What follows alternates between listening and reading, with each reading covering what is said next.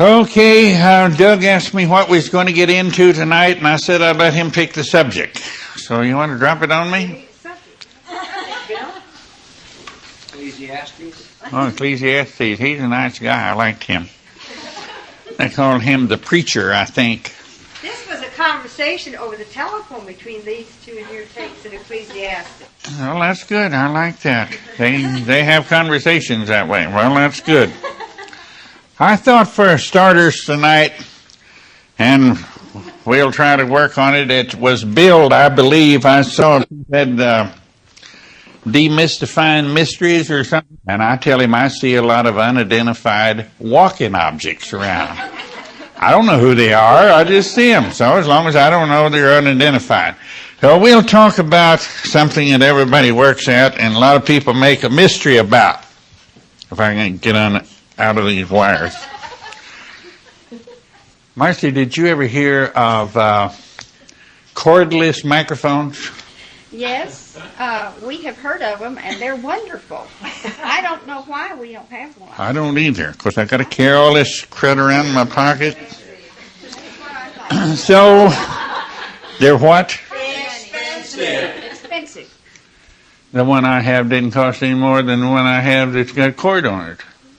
No. I got a big amplifier, and you set it off up there somewhere, and it's got a little microphone or a little antenna on it, and the microphone, you can carry it around and do anything you want to with it. You don't have all those wires hanging. Old men stumble, without anything, and then if you got wires under their feet. Okay, good. So we'll put mentalism on one side, and we'll put spiritual on the other side. That ought to have something to say for a little while. So, we'll take mentalism first. Now, first off, let me state one thing. I only talk about things. I'm not in favor of anything or opposed to anything. In fact, mentalism comes in very handy every now and then. And the more we know about it, the better it is. And we know when we want to use it or when we want to use something else. Mentalism is the ability to use the mind to gain the things one wants. So, we all want pleasure and comfort, and we want a little attention. Some people want more than a little. And we sometimes want a little approval, if we can get it, and we're entitled to it anyway. And we want to feel pretty important or needed. Especially we want to feel needed until somebody starts needing us pretty bad, then we find out it wasn't such a hot deal in the first place. But sounds good until it happens. Did you ever be needed? Oh, yeah. Now, how'd you like it? Well, I like it for a while. It sounds good for a while, and then it wears out, doesn't it? So when we use mental power, of which there is a jillion different ways of doing it, we can gain pleasure and comfort, attention, approval, importance. And of course, if one way to gain attention is to have a lot of money or things and so forth, and if we work on it, we can get those. We have to think positive, and we can repeat the same idea over and over and over until it gets kind of embedded in the brain, gets caught in there, and we can then accomplish a great number of things. It only has a little kick to it that we have to pay for it some way or other. There's nothing in this world comes free. Last time I counted up on it, we have a little sign around the place that says there's no such thing as a free lunch.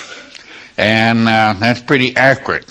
So sometimes a person thinks that they can have many things by using mental powers, and you can, but you don't always know what the payoff's going to be. I had a very good friend that I've known many years. This was quite a long time ago. They built a house in their head. man and his wife, they agreed on it perfectly. They built this house in their head. They had it described to the nth degree. It had beams in the ceiling, had a vaulted ceilings, and the material it was made out of, and the kind of ground it was on. And they had it in great detail, and they carried this around. This was mental exercise, and they kept it going. He was at that time just out of school, a professional man, and he wasn't making a lot of money in those days. They didn't have subsidies, so he was kind of struggling to get along. Their oldest son got run over by an automobile, and they got a settlement that easily bought the house. No sweat, no bother. Now, they hadn't put that in, but you see, there's always this balance comes out. I could report hundreds and hundreds of similar situations if I wanted to go into it. Not all of them quite as drastic as that, but always there is a price to come out and pay for things. So if we want to use mentalism, it is an easy thing to do. Oh, it takes effort. You got to keep reminded what you're going to do, and you can't slip off and get, woe is poor me, and play victim role and so forth. You got to play the positive up all the time, which is pretty good, as long as you're not trying to get something. Now, spiritual activity is something entirely different. Spiritual activity is based upon having consciousness. More consciousness you have, then the more accurately you're reporting and the more instantaneously. And in order to be spiritual, number one, all this has to go, the desire for it. So what? Spiritual is a matter of, shall we say, giving up all the things that people think is the essential. We call them the four dual basic urges: to gain pleasure and gain attention, gain approval, and gain importance, and escape pain, and escape being ignored or rejected, and escape all these other things. Sometimes those feels like the whole world fell apart. If I've been rejected a little bit, that passes for great love. I've noticed a lot. Did you ever notice that? If you've been rejected, you feel so desperately in love. And I tell all these little girls that wants their man to be very attentive and everything, I said, reject him. Oh, he'll leave. I said, try it and see. You can't get rid of him. All you got to do is reject him, and man, they're on hand right now. So if you sacrifice or give those up, surrender, I'm happy with whatever I have. If I'm rejected, fine. If I'm cared for, that's fine. If I'm ignored, that's fine. If I have a little pain every now and then, so what? Who cares? I've found that spiritual people have a little pain. I've had people that work in the mentalism talk about that if you were, they call that being spiritual sometimes. If you're spiritual, you should never have any discomfort. You should never have any difficulties in your life. Everything should be gobs of abundance and what have you. And I asked them if they ever heard about what happened to the Christ. You know, he got nailed to a tree. Not such a pleasant occupation. I said, did you ever hear John the Baptist? He got his head chopped off. Please the dancing girl. So you're liable to run into a whole bunch of things that's uncomfortable, but so what? You know, everything in this world just comes to pass anyway. You know, that's one of the favorite starts of a lot of verses. And Holy Writ in a number of places says, and it came to pass. That's why it came to pass.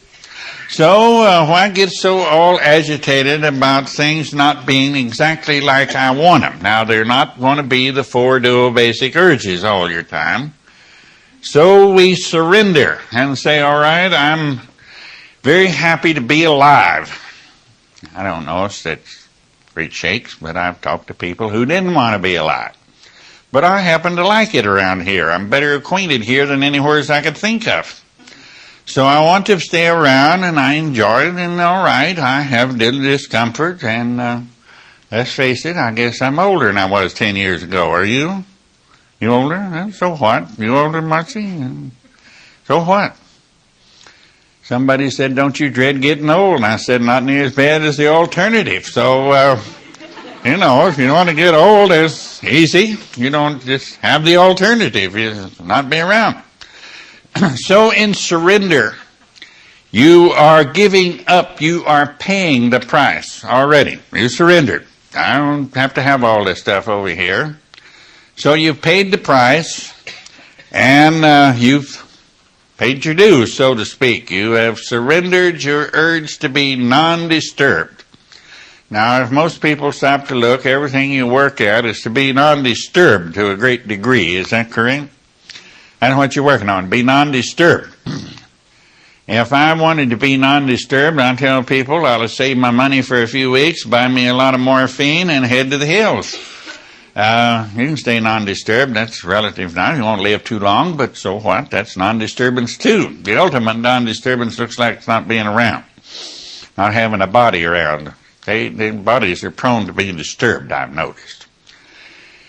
So the price has been paid when you surrendered. Now as you work at surrender and you are staying awake and you are acting a certain role to do this and you do another one or very much opposed to it, you build more and more consciousness awareness. So consciousness is the only essential to be spiritual. You know, we're already spiritual, only we don't use it. We use mentalism for our everyday running. If there wasn't any spirit here, I wouldn't be standing up. Do you ever see a body without spirit in it? They won't stand up. They fall like that. Boom!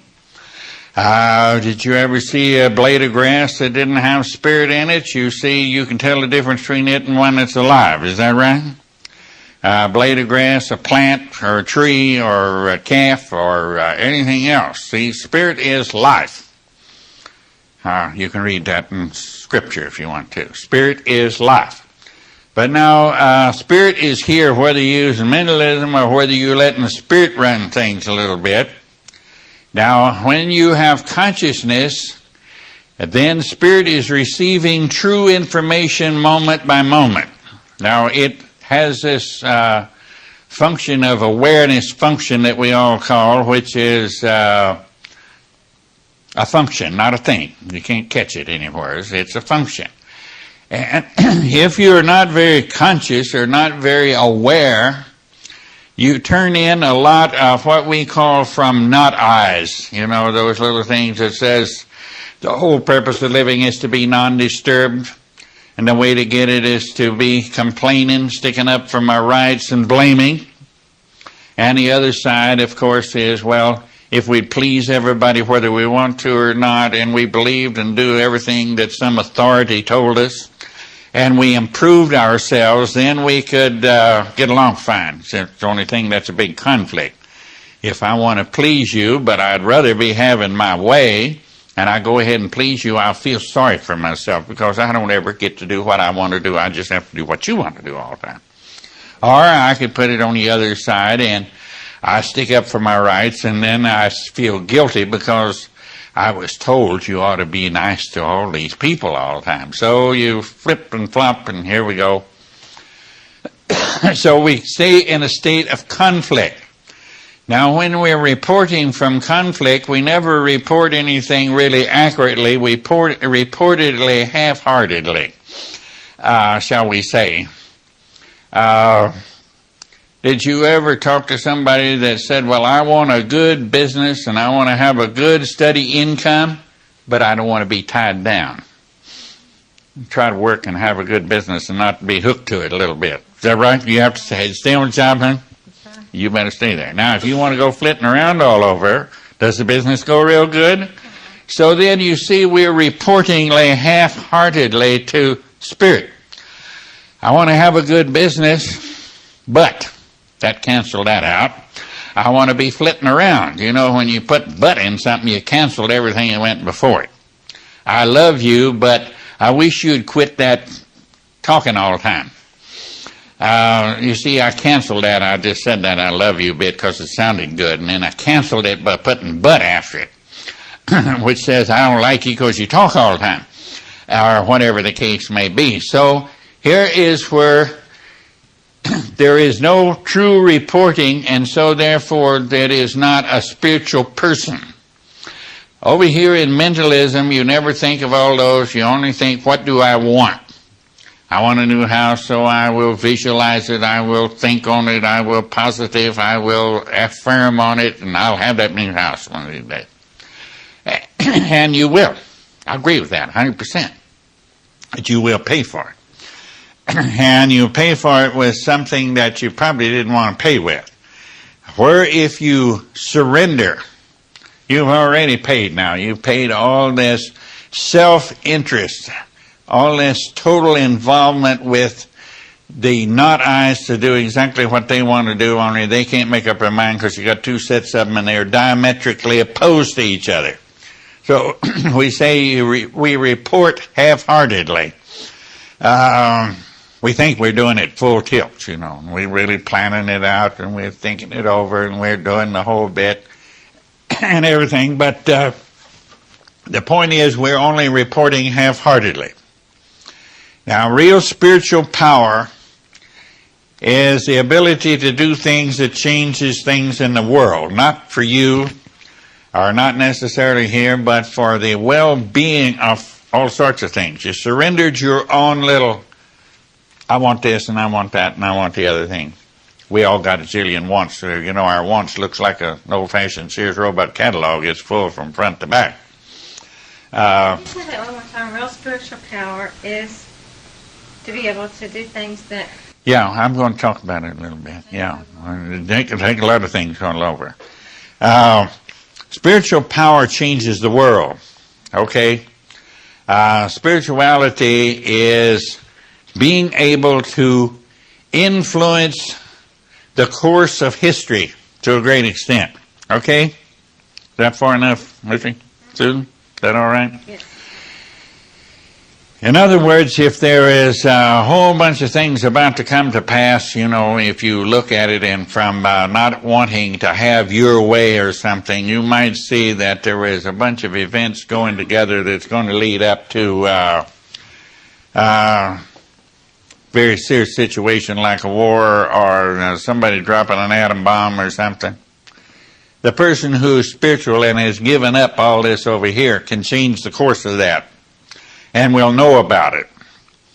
So, true healing, not suggestive therapeutics. Suggestive therapeutics comes under this line. True healing comes from over here. The person with spiritual power can influence somebody across the United States or the other side of the world or in Europe from here or wherever you want to go. It closes up time and distance. Not to get attention and approval as to what a wonderful healer, because probably nobody will ever know he did it. He or she, nobody will probably ever know they did it. So there's no way they're working to have attention and approval and all these. The physician wants to have credit for his work when it works out fairly well. When it dies, it's said the Lord did it. But didn't work so well that time, you know. Something else gets something else gets the blame, but I get the credit. That's the way it works. The person who has spiritual power, probably nobody knows. And certainly if you read about things, if somebody was healed and the person who did know somebody was there, a conscious person, he said, don't tell anybody. Keep your mouth shut and don't go out and rattling it off down the street, because that only makes sensationalism and so forth. But now the person who uses mentalism wants everybody to know about it, because, man, look what I did here and what I did over there, and I got this and healed and I did that and so forth. So mentalism is not wrong, bad, improper. It is only that it is not the source of removal of what is called difficulties in the world. Real difficulties is removed by an increase in consciousness, period, which then reports accurately to Spirit. The Spirit does all the work. You and I have no ability to put an ant's leg back on, make it stick. Maybe somebody does, but I sure wouldn't know how to do it. And I wouldn't know how to revive a blade of grass. I don't know how to take a ham sandwich and change it into human flesh and blood and human energy. Do you? Do you? I don't know if anybody does. Doug, you scientist, do you know how to do it? Nope. No way. But Spirit does. Now, we report fairly accurately when we eat the ham sandwich. We taste it and so forth, and we report accurately because we're relatively conscious we're doing it. Some people can eat and don't even know they've been eaten. And I'm not talking about their dinghy or anything of the sort. They're just involved in something else at that moment. Those people wind up with their digestive system not working at all. It sometimes takes a little while because we are pretty well put together. We'll last a long time if we don't destroy it. But we destroy it by what? By struggling to have our way. And when we don't have our way, we feel like we're a victim. And this is an unconscious role that many people play, is the victim role. Now, I said they play it, and they don't know they're playing it, but they got cast in the role, and it seemed easy, and so you go along with it. I've worked with people for now more years than I care to repeat, because that might tell you how old I was getting to be. But 99% of them thought they were a victim. They played the role to the hilt.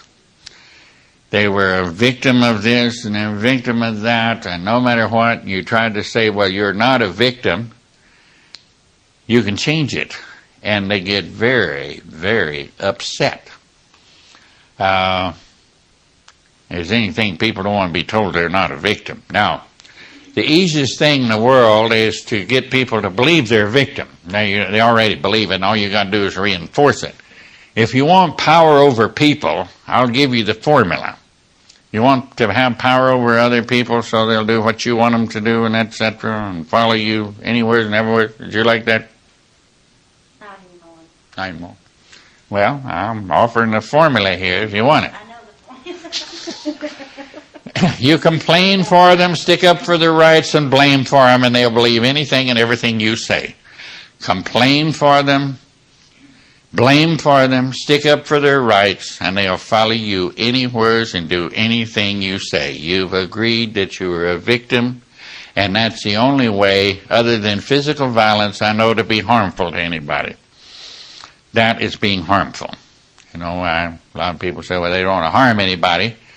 Well, as long as you don't commit physical violence, hit somebody in the head with a hammer, or shoot him, or knife him, or something like that, or don't. And it's more dangerous to them to complain for them, stick up for their rights, and blame for them, it is to hit him with a sledgehammer. You know what I'm saying? You only break a bone, it'll grow back together. But if you use that one, you have paralyzed the individual to where that person can't do anything. You know, as long as you blame somebody or something for the situation you're in, that's a bar of ever doing anything about it. You can't do anything because whoever and whatever you're blaming has to change first, and it won't do it. It's going to be there because it's in your head only. That something out there is to blame. So if you want to be a victim, you may play that role. It's I think it should have a bigger warning sign on it than a pack of cigarettes has. It's much more harmful to your state of health. The Surgeon General didn't say that. Bob said it. The point is, it's very dangerous to one's health to be in that state. Now, when we're doing that, that is thinking positive what? That's using mentalism, saying what? The world's going to Hades with its back broke, and I'm worse off than it is. Right there? That is keeping it going, and that using mentalism to destroy yourself in no uncertain terms. Because you are reporting that, you're dreaming it, you're standing on it, you're consistent in it, it's there day in, you've got a picture of it, you're going downhill. Right? Now, I see lots of people that are in various states of well-being, or lack thereof, whichever way you want to say it. And the ones that have it very severely, if you can get them to cease being a victim, they're well on their way to being quite all right. But if they're a victim, you're wasting your time. I've sold lots of things in my lifetime and usually earned my living selling something. The hardest thing to sell in the world is to sell somebody on not being a victim. They hold on to that. There's great sales resistance to it. You can just barely get it sold, and usually don't. You can push, you can lean, you can sell a farm, you can sell a ranch, you can sell a business building, you can sell a refrigerator to Eskimos a lot easier than you can sell on giving up your victimhood. But if anybody cares to look at it, they're not a victim of anything except their own state of being. Now, I'm obviously somewhat prejudiced towards this side. I'm not prejudiced against this, and I know the use of it, and I also know that it's misused as much as anything in the world can be. If you can use it for your advantage, you can unknowingly be using it to your disadvantage. So the first thing off is to have a little carrying with oneself to do a surrender. I surrender to not find it necessary for me to have the 4 dual basic urges at all times. And I don't have to use and let the not-I talk to me to tell me that I have every right to complain. I have every right to stick up for my right. Certainly these people are to blame, or this situation is to blame, or the government is to blame, or some other government is to blame, or whatever. And neither do I have to feel that I've got to kowtow and please everybody that comes along. I don't have to listen to any authority. I listen to officials. They cost you money if you don't. Or they put you in jail or all sorts of things. So listen to officials, but authorities are people who stands up and says, I know and you don't. And you should not. You don't need an authority. You need to look for yourself. So you don't have to believe and do as you're told by authority, and certainly you can't improve yourself. What would you do to improve yourself? Put another head on? Get 2 of them? You look funny. Would you put another arm? Where would you put the thing? Man is wonderfully designed, so how are you going to improve on him, So you don't have to improve yourself. You don't find fault with yourself. You don't go around trying to make yourself over into something that somebody set up a standard, and one of those people, authorities, You know what an authority is? That's somebody who wrote something. That's an authority. And if it's been thought of by anybody, it's been written by somebody. I don't care what it is. So every now and then I pick up 4 books just for funnies at the store, and I read them. I don't read them like one page, one line by line. I just read them to see if there's an idea in there. And usually there's 1 or 2 ideas in a thick book. Thin books only have 1. And when you read 4 books, 2 of them is on one side of the issue and the other 2 are on the other side. Just check them out and see. One is saying this is true and another one is saying something just about diametrically is true. There's a bunch of television shows these days that only have controversy. If there's no controversy, and they're really dragging the bottom, if you really want to look, they're dragging the bottom of the barrel. One of the big controversies going around, I've seen at least 6 or 7 programs on and read several articles, is whether it is permissible, not permissible, but desirable to take old films and run them through and put color on the videotape. Doesn't hurt the old film. They've used every kind of weird statement like putting mustaches on the Mona Lisa. And they really carry on. And then somebody else says, well, it looks one. One says old Turner's going to get rich on this stuff, as though that's the crime. I don't care if he gets rich. He paid $1 billion for the old film. Why shouldn't he make $1 or $2? But if I don't want to look at it in color, nobody tells me I got to. The old one's still available, the old film. It's still available. If I don't like it in color, there's a little button on the TV. You can turn it like that and take color off anything. Makes them all black and white. It's no sweat. But that's a controversy. Look, there's been hundreds of hours of television, and there's been columns after columns written. Now, I call that really scraping the bottom to make a controversy. And then, of course, we have controversy as to whether help should be given to the countries in Central America or whether it should be banned. And the other day they got a biggie going on about some hostage coming home or something. I don't know what it was really, but you've got Ted Koppel on every night giving you a controversy. You've got the McNeil Lair report every night with a controversy. No conclusion is ever reached, obviously, because there isn't one. I don't like it, you like it. If I don't like you, you couldn't do anything to please me. You know, that's the way it is. So they have these, and this is supposed to be intellectual information these days. All sides of the story. Well, who cares? I got my viewpoint. I got the other. What difference does it make? That's the main thing, is it's so unimportant.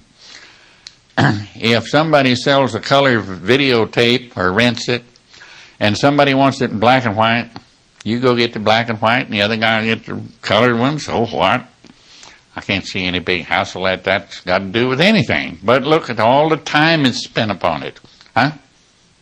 Just trying to say something? You can butt in anywheres in here, you know. If you got something to say it before you forget it. I won't lose my place because I don't have one. So here as we go with these things where there's contention going on all the time, which makes everybody feel pretty good. Now, if you can get everybody divided, you've got everybody complaining, you got everybody sticking up for their rights, and I think there's an old saying, united we stand and divided we fall, and that's not too haywire. And if you want to get divided, go right ahead and join up one of those sides. I'd rather not bother with them. They could care less. But I do get amused. I find it better than comedy stories. It's better than Joan Rivers. So you can go along with these. Now, over here is what most of the world is working with these days. You know, things spiritual is kind of out of fashion these days. Mentalism is very in, but spiritual things are out of fashion. A few of us are interested in it. We're considered fringes, you know. We're really not scientific. We're not in there pitching. However, I work with some scientists that have excellent renown as being scientists, and they're very interested in developing consciousness.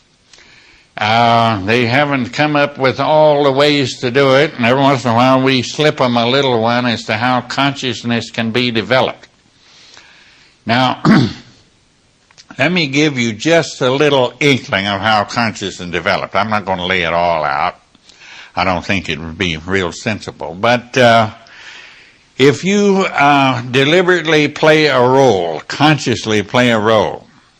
Now, if you took off one role and say you're going to be a good little girl from now on, well, you play that role for a while and you go to sleep in it, because now then it becomes habitual, like pounding the keys on a typewriter or driving an automobile or everything. You can talk about something else, you can think about everything and understand and go do it. So, to do a role consciously, it can't be too long at a time. When you first start, probably 10 minutes. Maybe after you've practiced quite a while, you might be able to do it for an hour. And if you've been at it for years, you might do it for a whole day.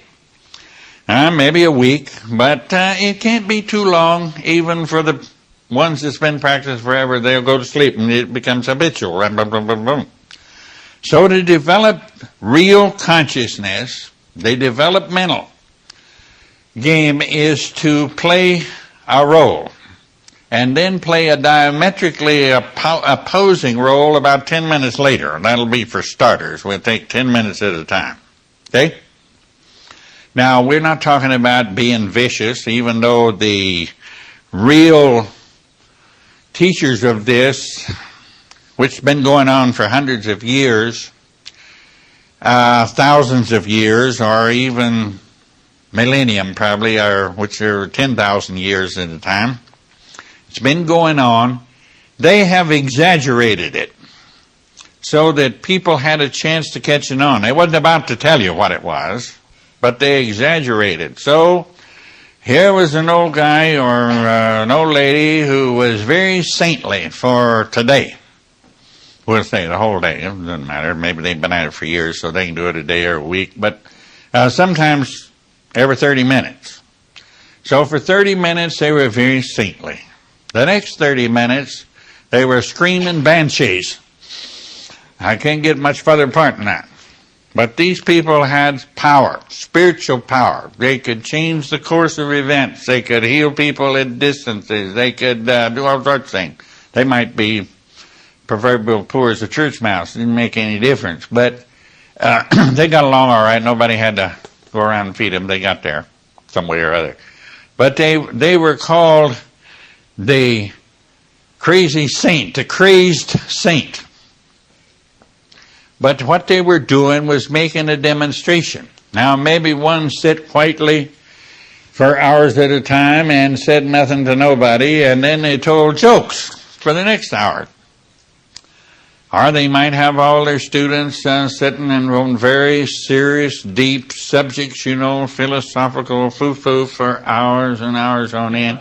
Then they told them wild stories, jokes. They were a jokester for the next equivalent length of time. So they were trying to demonstrate that here you play roles. Now, in history, we can look at it a little bit, that after the last ice ages, we don't know what went on before that. Every now and then somebody digs up a city and said there was some folks around here before, but they were savages, you might say. They only gathered and hunted and fished. Mostly hunted and gathered. Well, if you gather as a hunter, because he's hunting wild grain growing out here, wild fruit or wild berries or what have you, right? And he gathered, and then he hunted animals to eat. So they lived on hunting. And no other road. Now, somewhere along the road, some lazy guy got tired of running after the buffalo herd or whatever it was, and he planted a crop.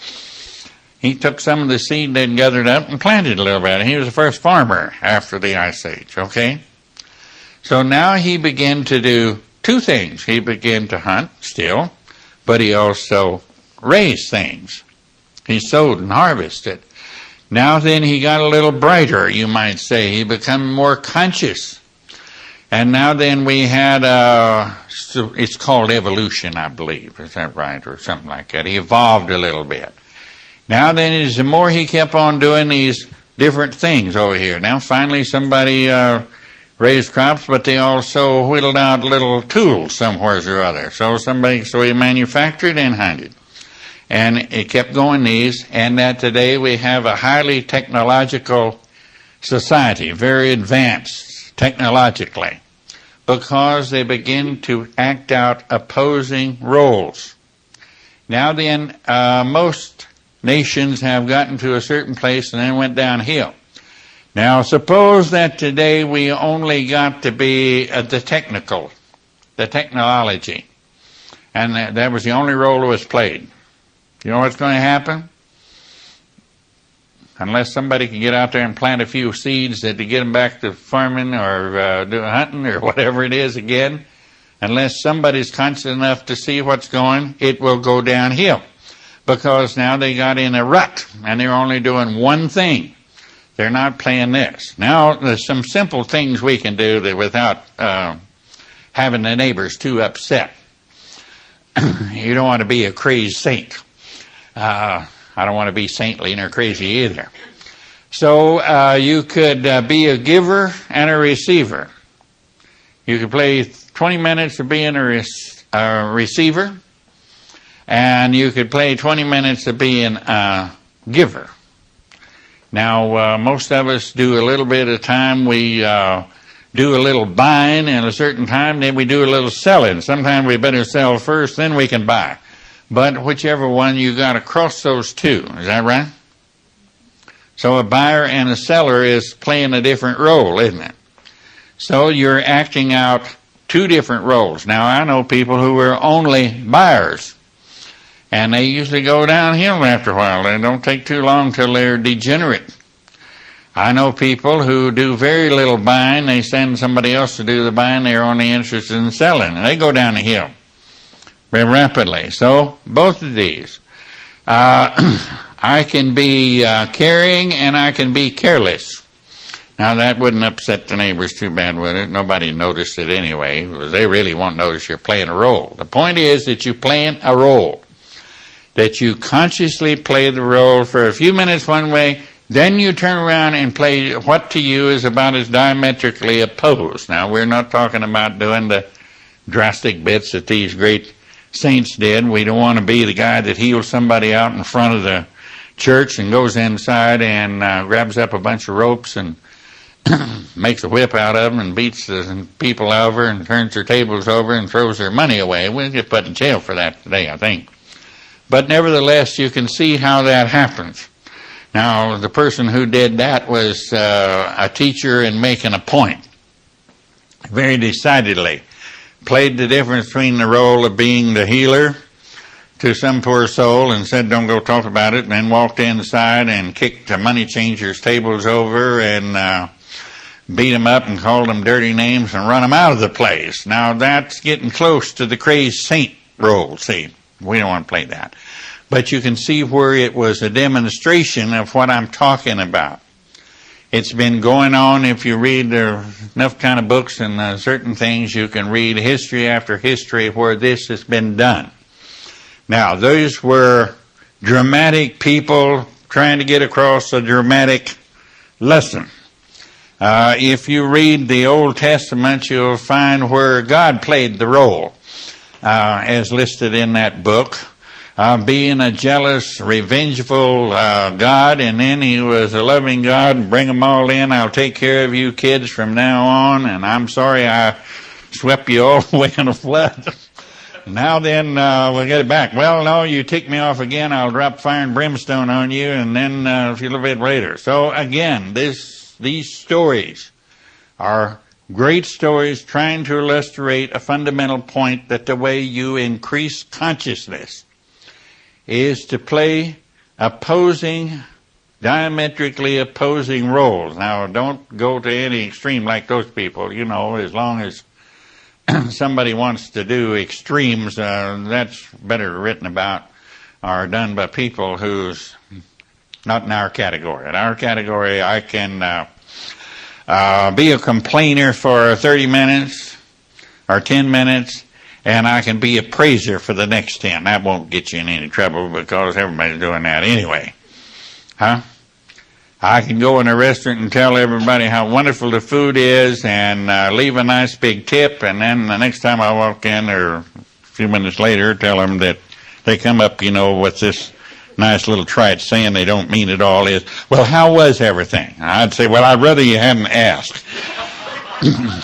And give them a few shots of that for a minute. That'll keep you awake, And you didn't have to do anything outrageous or anything. And then when you leave, you leave a nice tip and tell the waitress what a wonderful lady she is and so forth and go on your way. You're not doing anything for her one way or the other. That's in her day's work. But to you, it is developing tremendous consciousness. You are increasing your consciousness moment by moment because you are consciously having to be aware of what role you're playing. Now, most of us go through the day and we're not real aware that we played a role even. We don't think that we played roles at all. But when you stop and think, what else can a human being do? You don't have one iota of anything like an animal. Animals don't have to play a role unless they're too domesticated. An animal in its wild doesn't play a role. It just goes lumping along, doing whatever instincts that in. But a dog is a smeller, and a cat's a pouncer, and a kangaroo's a hopper, and so on down the line. What do you have? It's nothing. We don't have anything. Truthfully. Every animal out succeeds us in one splink or another. But we are a thinking apparatus, supposedly, and we can play a role. Now, that's all you can do. You can play the role what, you're just a human being and all you can do. Now, I enjoy cooking once in a while. I played that role. But that doesn't make me a cook. I'm a human being that can play the role of cooking. I like to write something once in a while, and that doesn't make me a writer. I am a human being that writes an article now and then. I'm not a public speaker. I'm a human being that now and then gives a talk if I can find somebody to sit still for a few minutes while I do it. So you could go on and on and on no matter what. I'm not a driver, but every now and then I drive a motor vehicle. That's all just a role you're playing. But you see, we don't think of those as roles. We're not aware of them. We just go do them mechanically. So our consciousness doesn't develop. We want power. So this is reasonably easily available. So we wind up over here at the expense of consciousness. Now, I'm not talking about anything that's right or wrong or good or bad. I'm only talking about what is true development. True development is developing consciousness. Now, if you have adequate consciousness, you can handle all these things that people call problems. On these, you don't handle the problem, you're just trying to make it go away. You just want it gone right now, quickly. But then before the day's over, you got some more. One time I was working in a little town in Newport Beach. I think you came by to visit once while I was there. So we decided to run an experiment. Oh, anybody came in and said they wanted a new Corvette, we used certain methods and they got a Corvette. Well, it wasn't 2 days later until they wanted something else. I had one lady came in and she wanted a Corvette, a yellow. So she got a yellow Corvette in less than 2 weeks. But then she came in and said she wanted to have a love affair with Werner Earhart. You all know who Werner Earhart is. Well, we arranged that. And then she had some other complications that she quickly was in with. So she was one of the most miserable people, but she was getting everything she wanted. Now, we worked with a great number of people. I think there was maybe 60 in the group there that we told that you can have whatever you want. Just come in and tell us, we'll get it. We'll see that you have it. Now, this was done for very ulterior motives, not because I wanted them to have it. I was running an experiment, and I wanted to write down all the consequences. And so the consequences varied from miserable to horrible. That's how it come out. And not a one of them was any happier with the new house, the new car, the new boyfriend, the new trip here. One of them said after she got through with this one that wanted the yellow Corvette, when she got through with having her affair with Werner Earhart, she wanted a rich husband. She got one, but he turned out to be a loony bin. And nobody could live with him, apparently. She couldn't, or nobody else. But I said this, the circumstances, the outcome of them having these things went from miserable to horrible. And nobody was happy with it. That was the whole bit. Now, we put a stop to the experiment. They all left, incidentally. They didn't want no more. And we started one in increasing consciousness. Now, I didn't lay it out quite as plain as I have dropped it out here as to how it can be done. I had people playing roles. But there was an increase in consciousness, and then they begin to not have problems. Now, the same sort of things were going on, no doubt. You know, all sorts of things goes on in this world. Have been going on since the thing started, and it'll go till it all blows up if it ever does. Boyfriends leave, boyfriends come, girlfriends leave, kids get in trouble, business goes up and business goes down. You buy a stock and it goes down every day after it had been going up for a week, and then all of a sudden, the bottom falls out. All sorts of these things go on, but you know, you don't have any problem. These are just events, that nothings that went along, just happenings. Really not even an event, just happenings. Now, happenings has been going on for all time, and I will guarantee you they'll keep on going on. somebody in the next 2 or 3 years will probably have a flu or a bad cold. Somebody else will have a pain in their back. Somebody will have a corn on their toe. One of my dear, dear sweet friends had what she called a bunion on her toe. She had worn shoes too short when she was a little kid. So she went to one of the hotshot orthopedists, and he took all of it out, carved out, cut all of her toes up, and shortened them up, and lengthened some, and shortened some, put a prosthesis in the foot, and she hadn't been able to put on a pair of high heel shoes since. And she's a lady that likes to wear high heels and dress up. So now she has a bigger noise than she had before. I know. She don't have the lump on the side of her foot. Yeah, it's all swollen up, but after 6 months it looks pretty bad. But nevertheless, nothing has been done. You see, over here trying to make everything non-disturbance. Now, disturbance is a part of life. And if you want to stop and think, how would you feel? What would be your inner state about yourself if something could be done to you tonight that you could not feel any pain anymore? Think you'd be in a good state? No pain, huh? Kill yourself. Well, I don't know where you'd kill yourself, but you'd be dead for long because you wouldn't know what's going on. Is that right? So now people think of pain is so terrible. And you have a bunch of ads coming along to use this painkiller and that painkiller like it's absolutely necessary, and the doctors use it, and Susie use it, and the hospitals use it. Of course, they tell you Tylenol is used by the hospitals. They didn't tell you it's Tylenol 3 with a lot of codeine in it. But that's the one they use. They don't use this variety you go down to the drugstore and get. Just because it's got the same label on it don't mean a thing. But the point is that it's considered that pain is such a horrible thing. But now listen, how would you get along without it?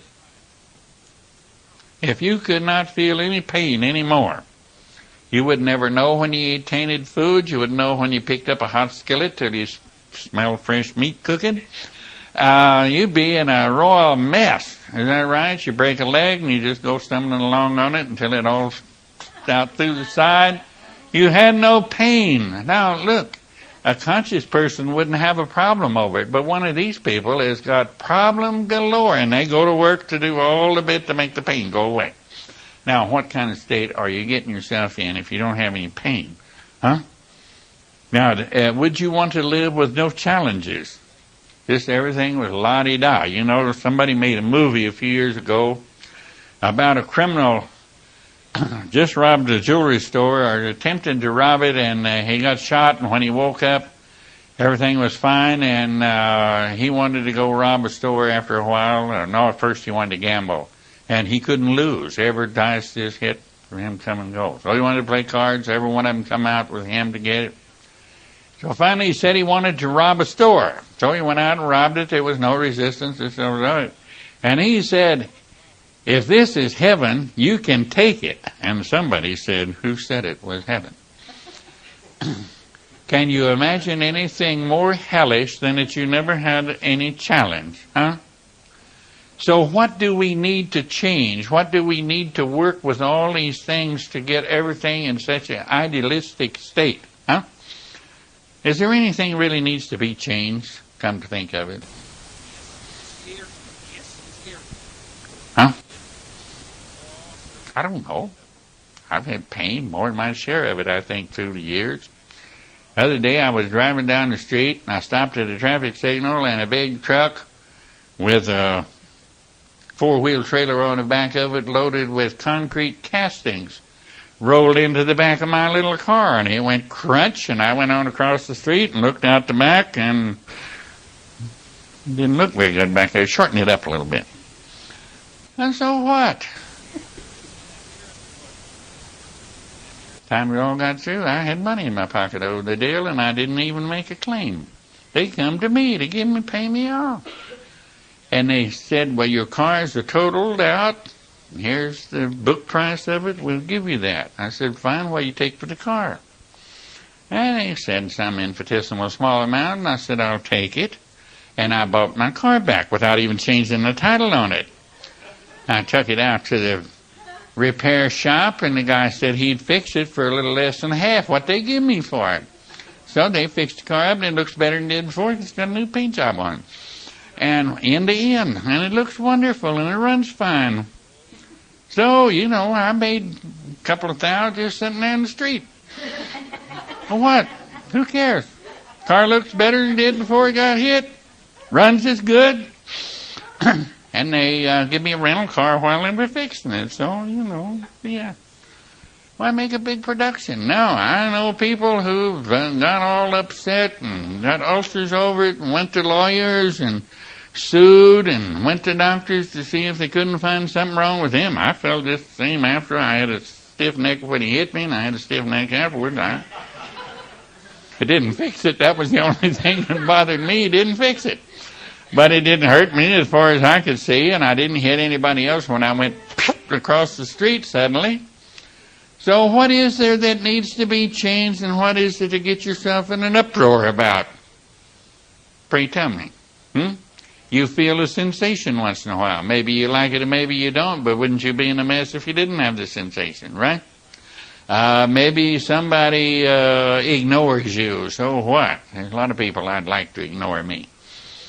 When I'm driving on a highway, I like for the police to ignore me totally and completely. Don't you? I don't want them checking on me every minute and see that I'm driving above 55. I got caught in a place coming down here for 4 hours. Every vehicle was driving 55 or 50.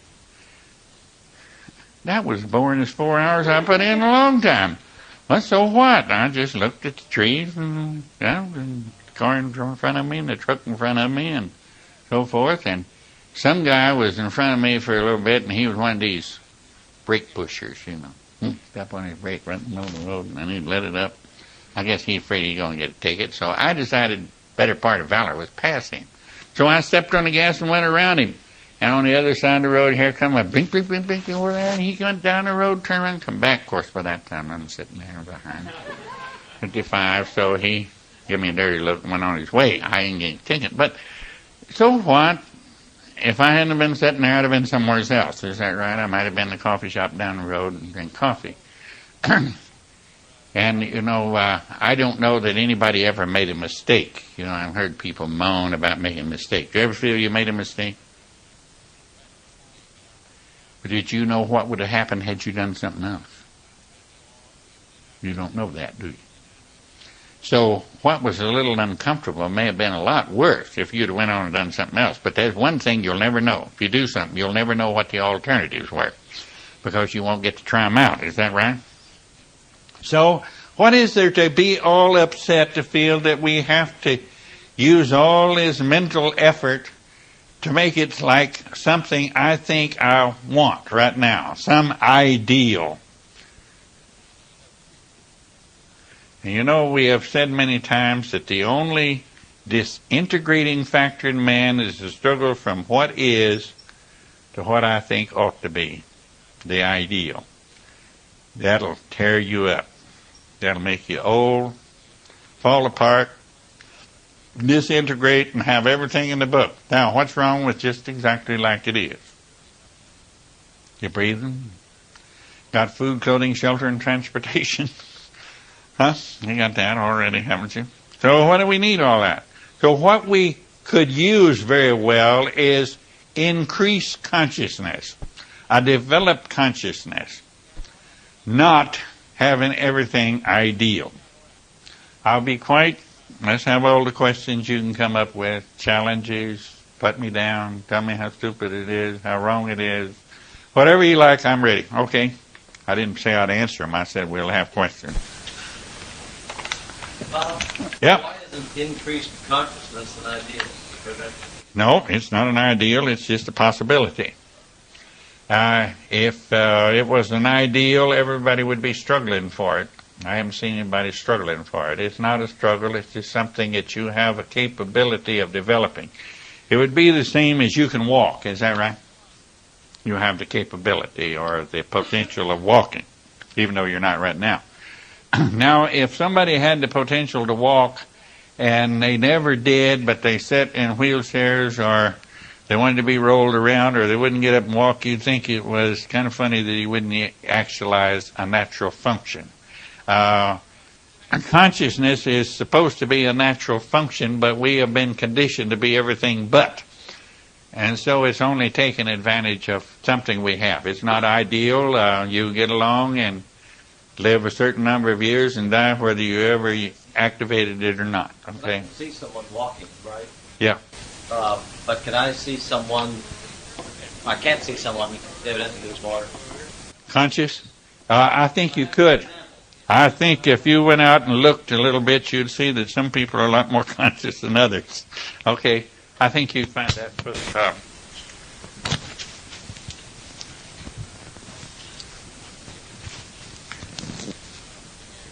I think you'd find that was very obvious that there is a lot more conscious people. Most people have just never thought of looking for a conscious person, really.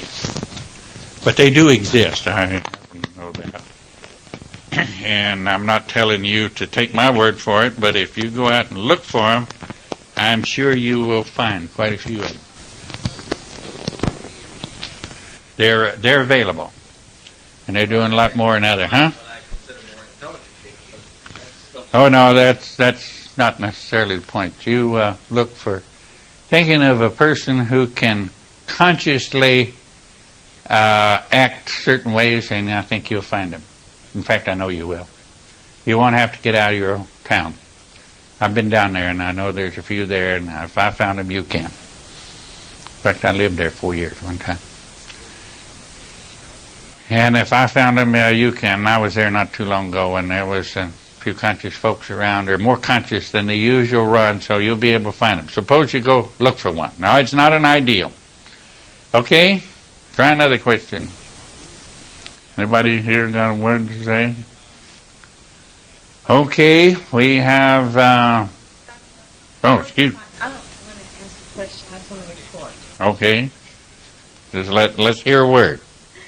Okay, it's just really neat what you've been talking about because about a year and a half ago I gave up those things, and I used to think that mentalism was materialism. I thought that really had peace. Yeah. And but I came to find out that these are the things I really do underneath. These are the ones that rolled you up, not the fact whether you had a nice house or a nice car or pretty clothes. Right. When I really surrendered, then, as I'm telling you downstairs, I started getting on material things. And they just showed up. And I don't feel guilty about it. I feel like it's just happening. It's just Oh, sure. something that Oh, yeah. You're not making problems. When you're not making problems, why, everything comes along fairly well. Now, you're still going to have a discomfort now and then. And now things are happening. Sure. But not ideal. You're going to have a headache once in a while, and when you have your eyes cut, they'll be good and sore. I had a friend did that the other day. He's a physician. Just for a few days. Just for a few days, but as he said, that hurt.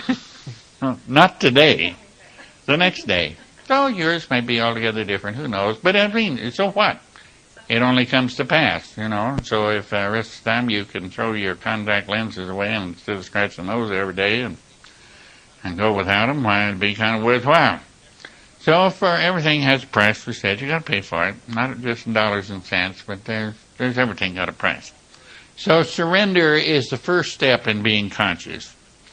And when you find someone who is not making a big production about having what the world calls misfortunes and all these 101 things, what difference does it make? You know, they only come to pass. They're gone in 2 days anyway. Right? Okay, another question, comment? Okay. Oh, here's lady.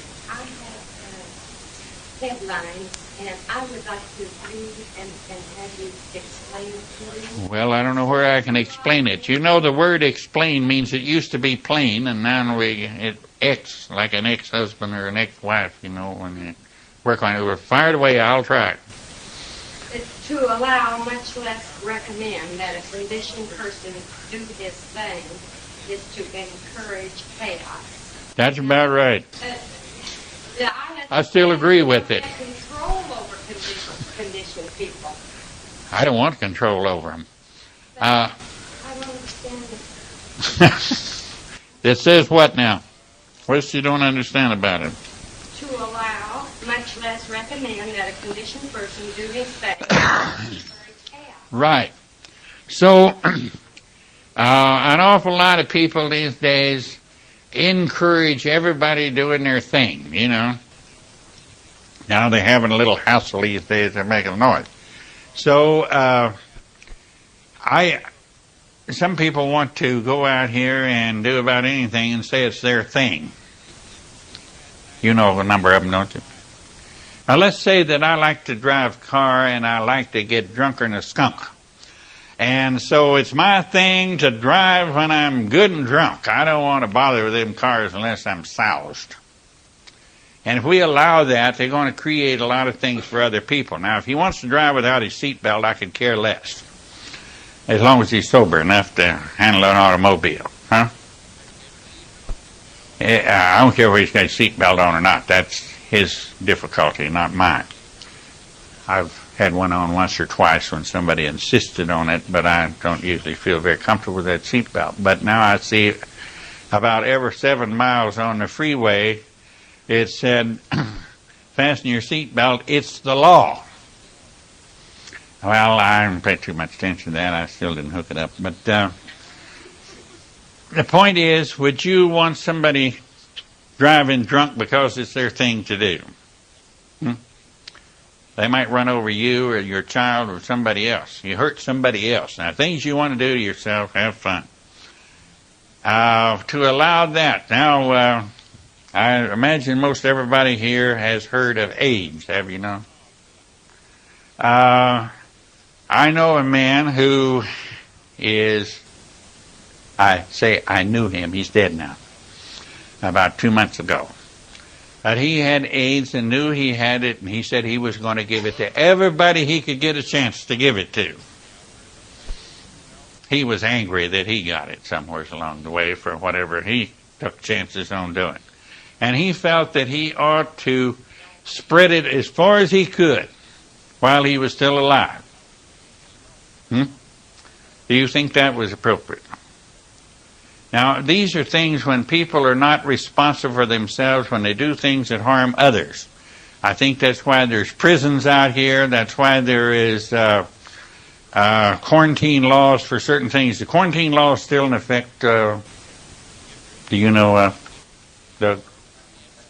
Are they still in effect? If you got a certain condition, can you be quarantined in your house or Quarantine in the hospital. in a hospital? Okay. So somebody mentioned quarantine for people that had AIDS, and they went through the ceiling. It's against their constitutional or civil rights. And they want to spread it everywhere as they can, that's fine. So, because of the particular hunch you do. So I paid to have a book published by a young man who wrote from first-hand knowledge a book on how it was spread and what have you. I paid to print 5,000. I still have 5,000. You want to buy one? I'll send you one. Free.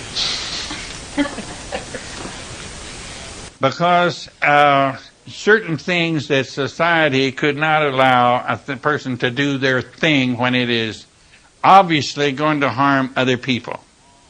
Now, if they're going to do something that's their own and they're all their own, they can have all the go at it they want to as far as I'm concerned. But I don't think it's very appropriate to allow them to cause other people great difficulty when there's absolutely no necessity. Does that help answer your question? Okay. Got that one done. Got out of that all right. Did almost as good as Reagan does when he's trying to get out of something. Okay. Other question, comment? Let's take a break, and we'll push the bell in about 10 minutes, and we'll come back and do another little number for a minute. Pushing over, I'll let you have it, and I'll sit down. I'm used to horse races, and they train horses, every race. Yeah, well, I always bet on a loser. Might as well have been the same one anyway. Okay, everybody here, and we're ready to go again? Yeah, think so. So, I thought in this session we might take a little quick review of hypnosis. It's a good subject, I think. Hypnosis, you ever hear of the subject? I think I can talk on it all right. I'm a certified hypnotherapist, never practiced it. Of course, I think it stinks, but nevertheless, I got the piece of paper that says I'm quite qualified to do it, so I'll talk about it in a few minutes. The visible part of hypnosis, which in fancy terminology is called overt hypnosis, that means we say, this is what we're going to do, and you'll do it. That's a stage show or a parlor trick as far as I'm concerned. It really has not a great amount of stuff. It's a little useful in a medical practice now and then for temporary anesthetic and so forth. It doesn't do too bad of things. The one that we're going to talk about is called covert. Now, covert means you don't know what's going on. The guy's got it all struggled up. He tells you that, amongst other things, that this is not hypnosis, and he gives you a whole bunch of other fancy names for it. Or he doesn't even bring up the term hypnosis. We call it some other kind of exercise. And I'll give you the fastest and the easiest way to do hypnosis if you ever want it. Maybe you will notice it being done to you once in a while. Okay? That's the major one that I'm putting it out for, so you can recognize it, maybe, when somebody comes along with it. If I were to give you 4 non-threatening orders, they don't have to be commands like stand up, sit down, etc., but let's say that I just gave 4 non-threatening commands. Now, these are not would you please or anything. I would say, everybody stand up now. Turn around and shake the hand of your neighbor. Turn to the other side and say hello to him. And say I love you to the person closest to you. I'll tell you right now, you cannot prevent doing the 5th, the 6th, the 7th, the 8th, the 9th, the 10th I give you then, or from there on. Unless you know about it. If you know the game, why, of course, you would probably not even carry out those 4 non-threatening commands. I would say to somebody, catch this, and then we'd have some other. Now, those are non-threatening, is that right? Now, if I said to you, do something like, open your billfold and give me $10, that'd be a little $10 worth of threat, and you wouldn't give it to me. That'd be $10 worth of threatening, right?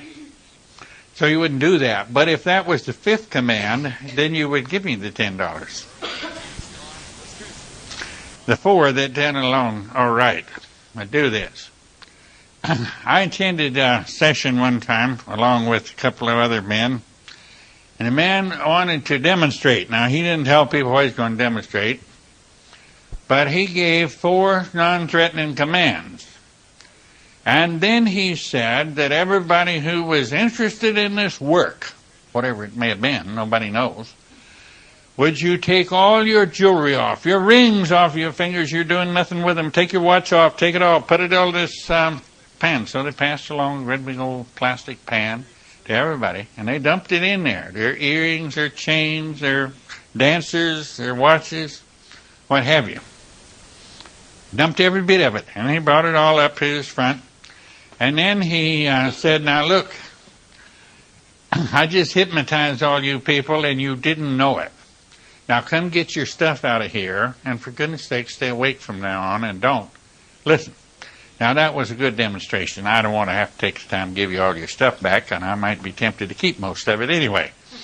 So, but you will do it, and you have no qualms. Now, I've even watched this done on television. That somebody gets up, and I watched one just the other day. And they had everybody doing this and doing this, and he's saying, all you people at home, do this, do this, do this. And then he said, send $3,000. If you don't have 3 now, make a pledge of $3,000. And there was hundreds of them from all over the country. Made that $3,000. Now, he didn't say, come get your stuff back. He's got other uses for it. But this is what goes on. Now, you can watch it. You can experiment with it. You do it yourself. Now, that's the simplest and easiest one. Now, there's thousands of techniques. Most of what passes for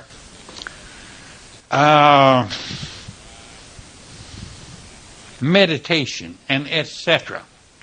these days. I didn't say all of it, but I said an awful lot of it, which I have observed. There's nothing in the world but an auto-hypnosis, a way to put yourself in a hypnotic trance. Now, there's nothing wrong with being in a hypnotic trance. If you knowingly and you want to do it, that's your business. I prefer to stay awake. I said I've been working too many years to get awake without taking any chance of going to sleep a minute. If I want to sleep, I'm going to do it in a nice bed. But it has its value and it has its place in the world. It's nothing spiritual about it. It has nothing to develop you about. It gives you no development, but it is a powerful thing to use under certain cases. In certain places, and I would say mostly by professional men and stage people. After all, it's great entertainment. I see it's a good place in entertainment and what have you. But I'm talking about a lot of people take advantage of you a wee bit. And there's nothing wrong, I guess, in taking advantage of people, but I don't want somebody to do it to me, so I want to know what's going on. And when I hear these commands coming off, stand up, sit down, turn around, shake hands, tell the lady next to you you love her, and etc. All is non-threatening as they can be. But if you carry those out four in a sequence, you cannot prevent doing the fifth, the sixth, the seventh, and the eighth, and so on down the line. And some of those may not be to your advantage. Maybe they are. But the point is, you want to know whether it is or not, or whether it's your free will, and your free will is all gone when you are tranced. Now, people in trance don't go around looking bizarre. They look just like that, sitting there and everything, and going on. Now, the other big source of hypnosis comes from these nice little things inside that says complain. So somebody says inside you, well, you can sure complain about this, the way you've been treated. Some says stick up for your rights. Some say blame. You've all heard those, haven't you? Come in there. You heard that? Going by the way he treats me. I got a reason to tell him off, and so on. So, and we've also all know about feeling that I am obligated to please this person over here, even though it's the last thing I'm interested in doing. You ever feel obligated to do that? Very much against your will, but you do it. Here is believe and do as you're told by your authorities, and people go to the doctor, and the doctor tells them something, and they say they had to. I don't think yet that you have to do what the doctor says. Maybe it's to your advantage, but it ought to be your choice, not because somebody said you got to have your left breast cut off tonight. Why, it's not necessarily that it's quite that urgent, I would think, huh? I have a very good friend that's a surgeon in Chicago. He don't do any general practice. He's just a surgeon. He does what somebody sent him one over here. And he says there's an awful lot of things he can't find that he's supposed to go after. They just don't exist. And but they tell him to do this. So that's the way he works. And here is you got to improve yourself. You got to do this to be better than you are. Now, we were all brought up not to be conscious, but to be good. Is that what your mother was trying to make out of you while you was laying out by the wellhead?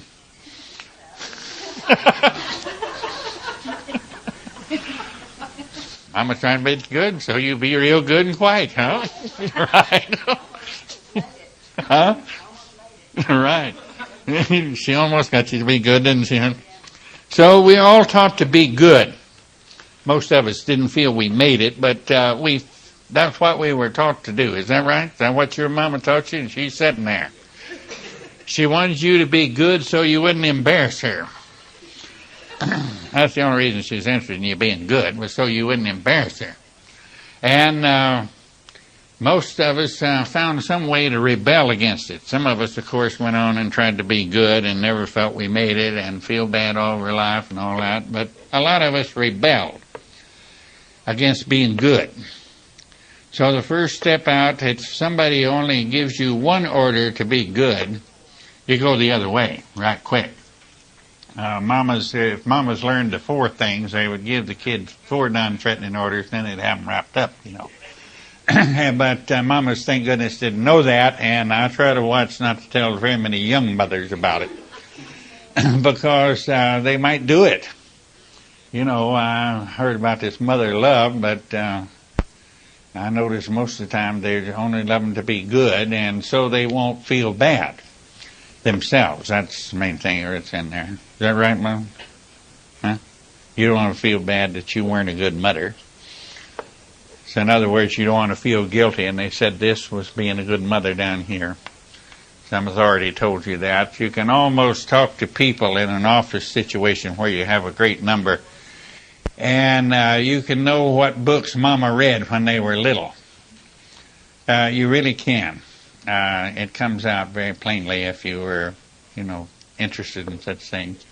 When they tell you whether it was Spock or some other guy writing a book or some lady wrote a book or what have you, you can pretty well follow. So here is the source of the biggest suggestion that comes into you that you feel obligated to act on. Now you see these are diametrically opposed. So they give you a very big threat if you don't do it. So if you don't please somebody, do you feel guilty? And if you do please them, do you feel sorry for yourself because you don't get to do what you want to do? You got to do what they want you to do all the time. So now when anything kicks off an emotion to you, you feel it. You want to avoid that feeling. Would you go pretty far to avoid feeling guilty? You know, I'll leave the stuff laying there rather than feel guilty about it. About any way you'll try to avoid that. Now, we're not too sad about feeling sorry for ourselves. Is that right? That comes kind of natural, and you feel it's kind of, you're justified in feeling sorry for yourself the way you've been treated. Now, all of this is strictly from hypnotic suggestion from within. Now, that don't have to be on anybody. The biggest hypnotist in the world is these guys on the inside, these 6 of them here. And, of course, there's 7 because the one says the whole purpose of living is to be non-disturbed. And you get the least little disturbance, and don't you feel that the whole purpose of everything you can do is to be non-disturbed, non-upset for a few minutes, right? That's the way you want to get rid of it. So here is the most powerful ones. Now, I don't know that these guys have a little piece of paper from an institute that says they're certified hypnotherapists, but they are. They are extremely good ones. They know the business inside and out. They don't even have to use 4, just 1. They can give you 1 suggestion because they are threatening you with a feeling you don't want to have. Guilt, fear, danger, all these things they tell you if you don't do this. Now, if you don't do what the doctor says, you're going to die before morning. Anybody knows that. Huh? I've known guys that had gas pains that had a triple bypass. If they had a burp twice, they would have never needed it. But they get horrible pain in their chest, and then they go down there and get to work because they are fearful. This and thing says, what? Believe and do what you're told the authority. The authority said you got to have it, and boom, he's got it for morning before he could burp.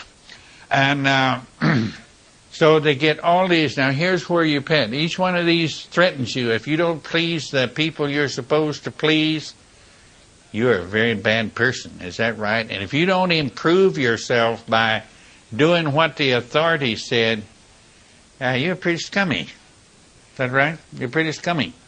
So you don't want to feel guilty. So here's a very powerful. You don't have to have much to put that in. Now, this one over here, it just makes you feel sorry for yourself, and you kind of like that. That's a victim, you know, and that's the most desirable attitude or role that most people can play is feeling guilty or feeling, not feeling guilty, but feeling victim. They've been victimized. So If you're victimized, if you hurt a little bit, you complain and you stick up for your rights because you've been victimized. And you blame because you can see who's victimized. Nowadays, none of us are victims unless we're little kids. Little kids can be run over, I know that. But basically, we're never victims. Just things happen, and so what? We can live over it if we lived over it. The only time you don't, if you don't live over it, then you won't be here to fuss about it. So you won't be here to be feeling sorry for yourself. But it's a very interesting thing to observe how much satisfaction, I guess is the word, you get out of feeling like you're a victim. In the first place, it relieves us of all sense of responsibility. And if there's anything I don't want loaded more on me is responsibility. Is that right? Got more than you can carry now, right, Marcy? You don't want no more loaded on you, do you? But if I'm a victim, I feel I'm not responsible, and everybody else should come and pull me out of this thing, or at least I've got a reason to sit here and be miserable. Now, here is the powerful hypnos.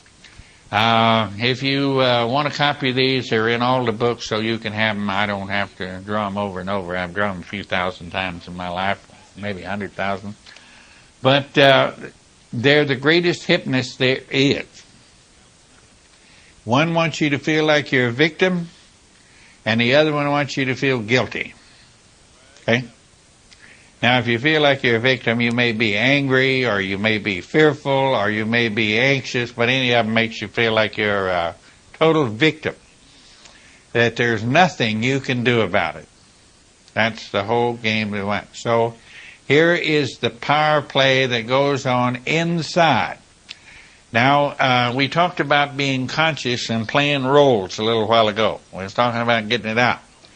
Now, here is one that we'll play once. I'll play the victim role for 5 minutes. Okay? Just 5 minutes, consciously. You won't ever play it again.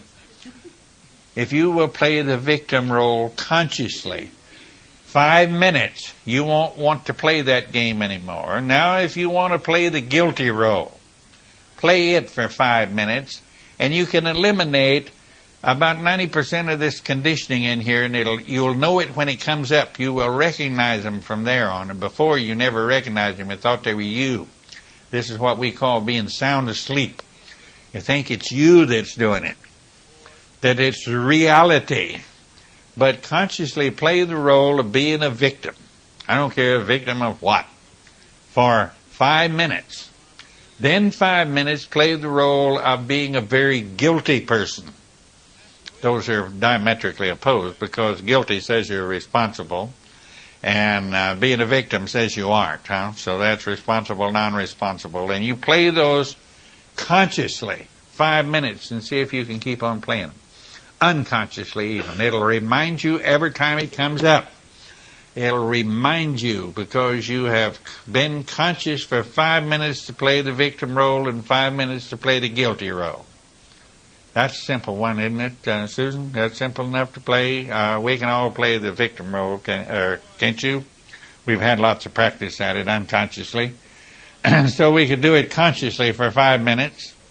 And we certainly have, I believe, I can say without fear of contradiction, that we've all had guilty bits. Is that right? So let's play that one 5 minutes. Now, these are things that we're proficient at already, so we won't have any trouble playing the role, except keeping it aware that I'm doing this consciously, and that will increase your consciousness up here until the next time this thing tries to throw you in that state. You can practice it. It won't take you too long. I think you already probably have practiced it unknowingly enough you could be very proficient at it. In other words, you could fool almost anybody. Right on? Okay, we will now have questions for 5 minutes or so, if anybody's got one. Marthy? You said that most forms of meditation, they're a form of hypnosis, correct? Auto-hypnosis, I said, yes. I would like to hear you Elucidate on that? I would like to hear you comment about the 11th step of Alcoholics Anonymous? I don't know the 11th. I forgot to play that role as I grew I up. would like to hear you comment on it, and I'll tell you what it says. Okay. Through prayer Yeah. and meditation And meditation. to improve our conscious contact with God. I agree to that 100% since that I heard it. Praying only to the knowledge of His will for us Right. and power to carry it out. That's right. And I didn't say all meditation was hypnosis, did I? I said most of it that passes out here in this world where you pay great sums of money to learn a new meditation technique. I heard of it. Nobody gets charged for going to the 11th step. Well, I was going to have to tell you that one works. Yeah, I know it does. I told you that. I agree to that, 100%. First big important question and statement in there was it was surrender. Let me see if I can fix that for you. All right, so. Next question. Yes, Donna. Broken. Well, I have said in groups that first they'll say, everybody relax, now put your feet flat on the floor. Right. Close your eyes and take a deep breath. Now those That's are four non-threatening questions. Now, Right. are y'all in a trance at that point? Oh, yeah, you'll do the 5th, the 6th, the 7th, the 8th, the 9th, the 10th things. If you want to tell everybody after you get them to do that, got them all comfortable, relaxed, and their feet flat on the floor, take your money out of your billfold and send it to the front, they'll do it. You just missed a lot of money. Yeah. There's nothing wrong with it.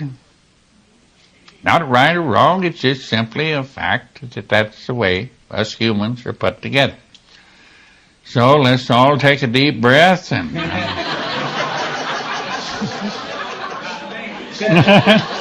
we'll go from there. I could use a couple extra thou tonight, it'll be all right. I can take 3,000 a person and either in cash tonight or pledge to get it to me before Christmas, it'll be all right. I don't mind. Okay. Yeah, I'd like you to describe what real meditation is. Well, real meditation starts off with, number one, surrendering all the things about getting this or getting that or getting the other. That's number one. At the expense of talking about something I'll talk about tomorrow, it means to be aware without any fanfare or trying to put yourself to sleep or any of this non-quietness and all that, that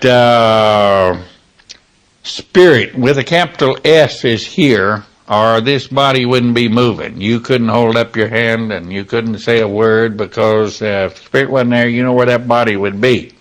If it left right now, you know what would happen, don't you? Blam, it's gone. You wouldn't see, you wouldn't hear, you wouldn't, blood wouldn't circulate, nothing else, all gone. We'd say, he dead. He's dead. Right? So then meditation is the recognition, and prayer likewise, is the recognition that the Spirit of God is here now.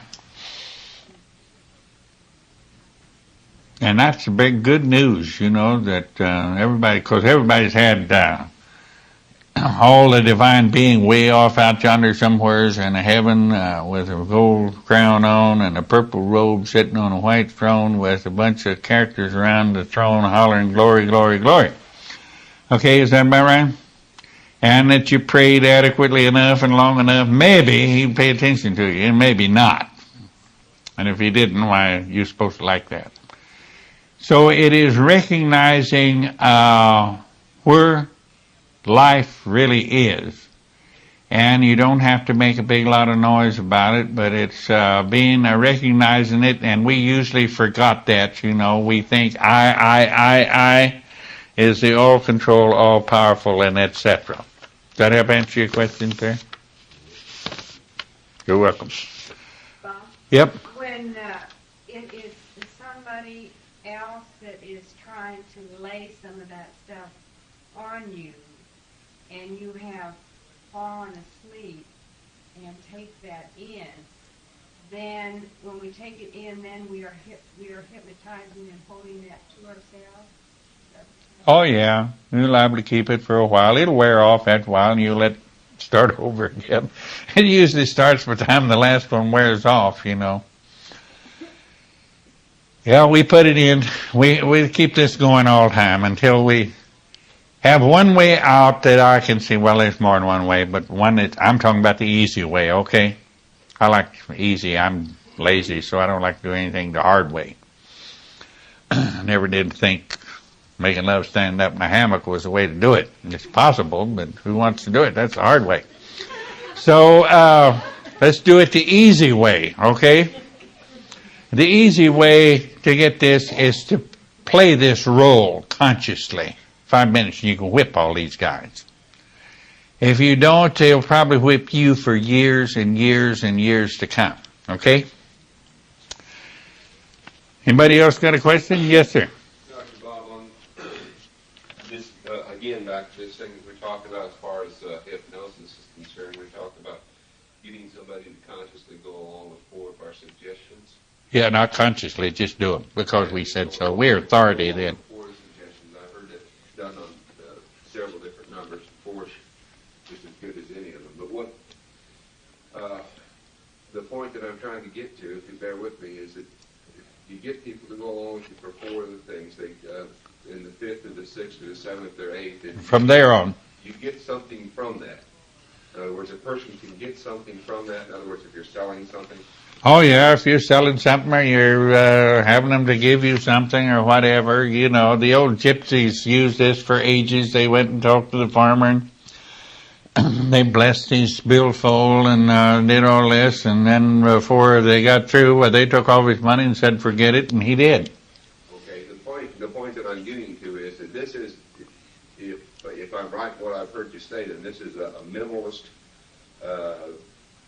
ploy or a mental. Oh, yeah, it's all of it. Hypnosis is all a mental operation, right. That's the side of the blackboard that we're talking about this morning. Yeah, that's mental, that's mentality. A little bit further than any gain that a person could gain from that, anything that you get would be more or less considered to be ill-gotten. Well, that's according to who's saying whether it's ill-gotten or not. You know, the guy that got it figured he earned it. Going back to the example that you used of Paying for it. paying for it. He'll pay for it, yes. So you'll pay for it. You better believe he'll get to pay for it, yeah. That'll get there after a while. In other words, if I sold you something by using those methods that you had absolutely no desire for and no use to have, and I took your money in for it, and then about 3 hours later you woke up and said, what did I buy this stupid thing for? But I'm long gone. I'll have to pay for it one way or another. You probably are out, but I'll have to pay for it. I've seen that done too many times. Okay, we have a little announcement. Tomorrow we will start Saturday morning at 10:30 a.m., and we will go to 12 noon. We'll take a break till around 2:30, and we'll keep going till around 4:30. Does anybody want to have babysitters or parent sitters or anything else that goes along? Why, you can make arrangements. Anybody got any questions, or you object to that anyway with subject change? Yes, ma'am. Dr. Bob, we have, I just wanted to say that we have lunch provided here tomorrow for everyone. Okay, on the house, or you charging for it? How much? $6 a person, and it will be a catered lunch tomorrow. Okay, tomorrow you get for $6, you have a catered lunch. Do you get waitresses and how much tip? How much tip we add on? Okay, so you get lunch on the house tomorrow for $6. And it'll be served from approximately 12 till 2. 12:30 till it's all gone. And it's a pitch till you win deal and they go back for seconds. Okay. And no doubt it'll be fantastically good cuisine, and one thing I'm sure, it'll probably be better than any restaurant in Lake Whitney. I went to one today. Huh? Here started, he's going to prepare for a certain amount, and so he had to know when he had, didn't matter, he prepared for a certain amount, we're covered. I told him I could call him tonight, he said tonight it's too late, doesn't make any difference at all. It's done. It's all taken care of, so there'll be plenty to eat. And so no doubt it'll be extremely good. So we'll see you in the morning at 10:30. Is that all right? Get here about... We will try to talk off a minute or two. I put a question up here. We'll have questions today. And everybody will try to answer them, including me. So I've been told that there is only 4 questions that are really valid to ask. We generally ask invalid questions, and if you ever look at the word invalid, it says invalid, which means sick. So the rest of the questions are sick. My mother's favorite statement, oh, why was I ever born? When she's a little frustrated, which seemed to be frequently. There is all sorts of questions that people ask. What should I do? A few million why questions, Why did this happen? Why did that happen? Why was something else happen? Why wasn't I born rich? And on down the line. Why was she born pretty and me not? And on and on and on and on. Why questions. Now, why questions essentially have no answer whatsoever. Because as soon as you get through finding you a tentative answer to your why, then the question arises, well, why did that? Why is it that way? So why is a serial, endless question, and the human brain is made up of billions of cells. I didn't say millions, I said billions, like government debt. And got billions of them running there, and each one of them has something stored in it. So when you ask why, there's a little guy suddenly starts out and knocks on the door of every cell and says why, and it says search me, I don't know. So he goes to the next one. Well, this is why people get nervous. Now, suppose you had 500 of those little guys knocking on doors and saying why this, why this, why this, and the cell never gets through slowing down. So people get in very nervous states from asking why. So let's take off and don't ask any why. Now this question up here says, what am I? Now for the tolerance of the people who've been here before and a quick cover for people who have only came in today at the request of somebody, I will do a little something before we attempt to work on this question. Number one, we're going to take a little simple diagram, and we're going to fill it in just a little bit. Now, instead of a person, I'm going to call this an army. An army is a good worldly thing. Every country has an army, I think, don't they? Ones I know about. So this is an army over here. So this is the troops here. I got some of them drive tanks, some of them foot soldiers, some of them fly airplanes, some of them do all sorts of things, but we got troops take care of everything here. And then we have an intelligence corps which finds out information for what's going on out there. They've run around and see who's coming over there or what's over the next hill and what have you. The intelligence corps. And the intelligence corps then reports to a wise general. We'll call him wise, whether he is or not. We'll act like he is. So we put the wise general here. So the intelligence corps receives all kinds of little information about the environment and what's going on out there, and whether there's a bunch of soldiers coming from another group or whether there's everything's peaceful or whatever's in front of them. They receive all kinds of impressions and information coming in, right? Now, they don't give orders to the troops. They report to the wise general, right? And then the general gives orders that's through his chain of command to give to the troops. Now, the whole idea of the general is to advance and maintain his army. He don't want to lose any more than he has to. Usually loses a few of them every day, but if there's battles going on. And he wants to keep everything in the morale up of the troops.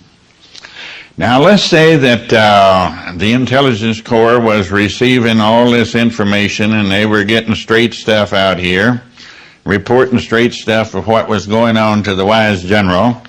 The general then would give orders that was appropriate for the information he received, and the Army would survive and go forward. That's simple enough. That's the way it works. Now, let's also say that the Intelligence Corps got a little confused. We might say they all got drunk or tired or didn't care or what have you, and they began to report all sorts of things that weren't happening out there. One of them looked over a hill and he saw where lumbermen had cleaned off a field and left stumps all over, and he took a quick look and said, "My God, there's an army coming at us." And he run back and told the wise general, "There's just over that hill is a big army coming at us." He'd give an appropriate order for that information he received. All the troops would fire up and run out there, and there's a stump ranch there. No soldiers. You know how those guys will be carrying on. They will be disgusted. They will be upset. They will think the wise general is all screwed up and all sorts of things, and so the morale goes down, and they've wasted a tremendous amount of energy and time and everything going. Now, you could see how that would be. Right enough? Now, let's say instead of the wise general, instead of the troops, we got a body down here, a physical body. Here's a room full of them, sitting around here. All of them look a little different, but they're all of them equivalent to this. Let's take Intelligence Corps, that's awareness. Everybody here's got a little of it. And there is a life principle, spirit, whatever suits you, that is while it's there, you're alive, and when it's not there, you're dead. And we call that X, so it suits you, whatever words you want to put on that X. That's the algebraic term. You know something exists, and you don't know exactly what it is, but we could call it spirit or life, or you pick your own word, okay? So we still have the Intelligence Corps. Now, the Intelligence Corps gives in a lot of false information is a usual thing. I think we all know that. We look at somebody and said, well, he knew better than that, but he went on and did it anyway. Now, that's false. The guy can't do anything he doesn't feel is right, proper, or justifiable. You have to feel that at the moment, or you can't do it. Now, 2 minutes later, you may forget, and something else jumps up and says, you knew better than that, and you feel guilty and what have you. But the Intelligence Corps is what we're trying to work on to get it where it spontaneously reports actual time, place, and circumstance out here, what's going on. That's what we're trying to work on. This don't need any improvement. It's been running bodies for millions of years. And this one down here is a pretty good, well set up arrangement. You got a cell to do about anything and everything that you might ever want to do. Before the baby's born, it's in darkness, but it's got eyes that'll only function in light. It doesn't digest any food. Everything it needs is through a little tube in its tummy. But it's got all equipment to digest steak and potatoes later, and Mexican food and Chinese food and what have you. It's got it all there. So this body is well put together to know everything it's doing. It's got organs to reproduce the species, even though they won't be used for a few years. It got everything that could possibly be, so there's pretty good intelligence put it together. So now if we take this as this is an organism. It's not I and you and etc. It's all I. The whole thing is I. And what we're working for is that we can have the Intelligence Corps working at a high degree of efficiency and fact. Okay? Now we will get that off of the board right quick. If I can find the eraser. It's way down on the bottom. I'll get there. I'll get it. I'll keep it on top from now. I'll just leave it up here.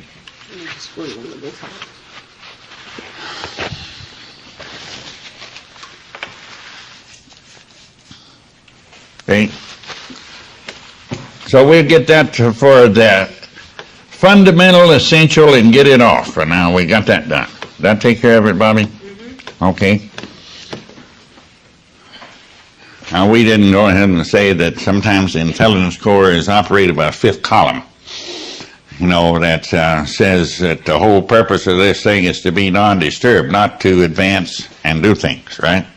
And then it also says that the way to get it is to complain to the general, or to stick up for rights to the general, or blame something. You know, it says all those things. Sometimes it says it ought to please everybody, and some says you should believe all authority. So they go down to the bar and have a few drinks, and the bartender tells them something that's happening over on the other side, so they go report that to the general. And it's really a fact. It's purely rumor. It hasn't been checked out at all. And if any of us wonder how many things do we accept as being true without ever having checked it out ourselves, we think somebody else tells me, you know, right? And of course then it says you should improve yourself, and how are you going to do that? Put on more heads or what have you, I don't know, more arms. You think you'd be improved if you had an extra arm? I don't think you'd improve the scenery near as much. Huh? Could you move the board over a little farther so we could see on this side? Okay, Bobby, you moved it over to suit you, so now we're going to move it where everybody can look at it. Let's get it out here in front where we got all. Can everybody see that now? Huh? Can you see all right? Can you, everybody here? If I don't get in front of it, why, you can see it. I'm opaque, so you can't see through me, but I'll try to stay out of the way. So we're going to talk about for a little while, what am I? Now, we just put that little simple diagram up that showed that there is spirit, there's intelligence, and a sensory setup, and there's a physical body. And you can't separate that and say I and you anywhere. It's all one. It's an organism. Okay? Now, we can start looking and work from the top, or we'll work from the bottom up. I'm going to work from the top down. Is that all right? So we'll say, I am spirit. Now, spirit's something you can't see, but you can sure see it's there. Is that right? If it's departed from a human being, why, it falls down. It can't stand anymore. Can't do anything else, only cease to work right. It falls over, right? Heart quits beating, eyes quit seeing, ears quit hearing, tongue quits tasting, and etc. down the line. It all is gone. So I am spirit indwelling a body. That's where it is, and if it's not there indwelling there, well, this organism no longer exists, and there's nothing to say I anyway. Is that right? So I am spirit indwelling a body and with an awareness function. Now, the body has an awareness function. You can see, you can hear, you can taste, you can feel a jillion things, that endless number of them. Am I right? So I am spirit indwelling a body, and that has an awareness function. Somewhere in the body, the eyes are part of the body, the ears are part of the body, the taste and feels, corpuscles are parts of the body, and so forth, right? Now, if we went out to say, I have all these things, you don't say that. They are, is that right? They're just a part of the whole show. I'm here. And if there's any part of it gone, why, there's nothing left. Is that right? Maybe the awareness function could go pretty numb for a while and you'd still exist. But we call that coma or vegetation, and people in coma is no fun. They don't do anything, right? So they breathe a little bit and survive. That's about all a vegetable, you might say. So all of this is here. So when a person sits down to make some contact with a higher being, what are they really doing? Come to think of it now. The higher being's already here, right? So you don't have to get in contact with it by great effort, because as somebody said, it's closer than skin, because it's here right now. So the greatest good news that could be had by anybody is that to really recognize what they really are. I am spirit indwelling a body with an awareness function going on. If we are able to say anything, well, that has to be working. Well, the awareness function has to be there and working a little bit. Now, how often do you hear somebody says, I have a soul that I have to save. I have a body which hurts me. I have a mind which is going crazy. And so on down the line. Now, what is that I? If you wanted to take a little look at it, what is it? It says it owns all these things, right? Does it? Or is that just an old cliche we've been working on and separating from everything? In other words, I think the word alienated means separated from. Is that right? So a person is alienated. They don't fit anywhere. So this word that we ordinarily hear somebody say, I, if you listen to how it's used and therefore their ideas on it, is merely a verbal device in order to claim something. It doesn't really exist. So we say that those are not I's. There's something going on out there. But again, the person is totally unaware of what they are, what's going on with them at all. They don't know what they are, so they think there's something that is a victim is the usual situation, right? Usually a victim of endless number of circumstances and so forth. What we want to begin to recognize is that none of us would be here unless Spirit was here right now. Right? And that it's the whole thing that's keeping the show together. So I am spirit indwelling a body with an awareness function. So we can tell some of the things going on. Now, when we get that, we've separated off a considerable number of misconceptions.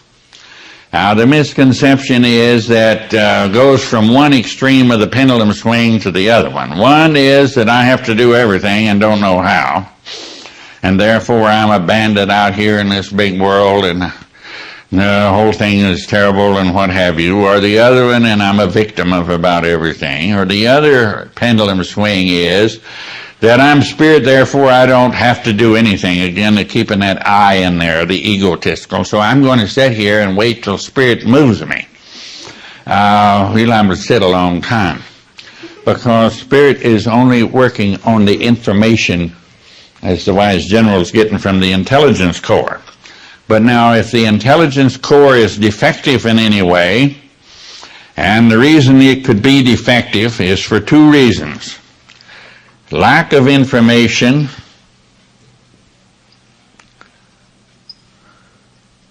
and misinformation. Probably a lot more of the latter than there is the former.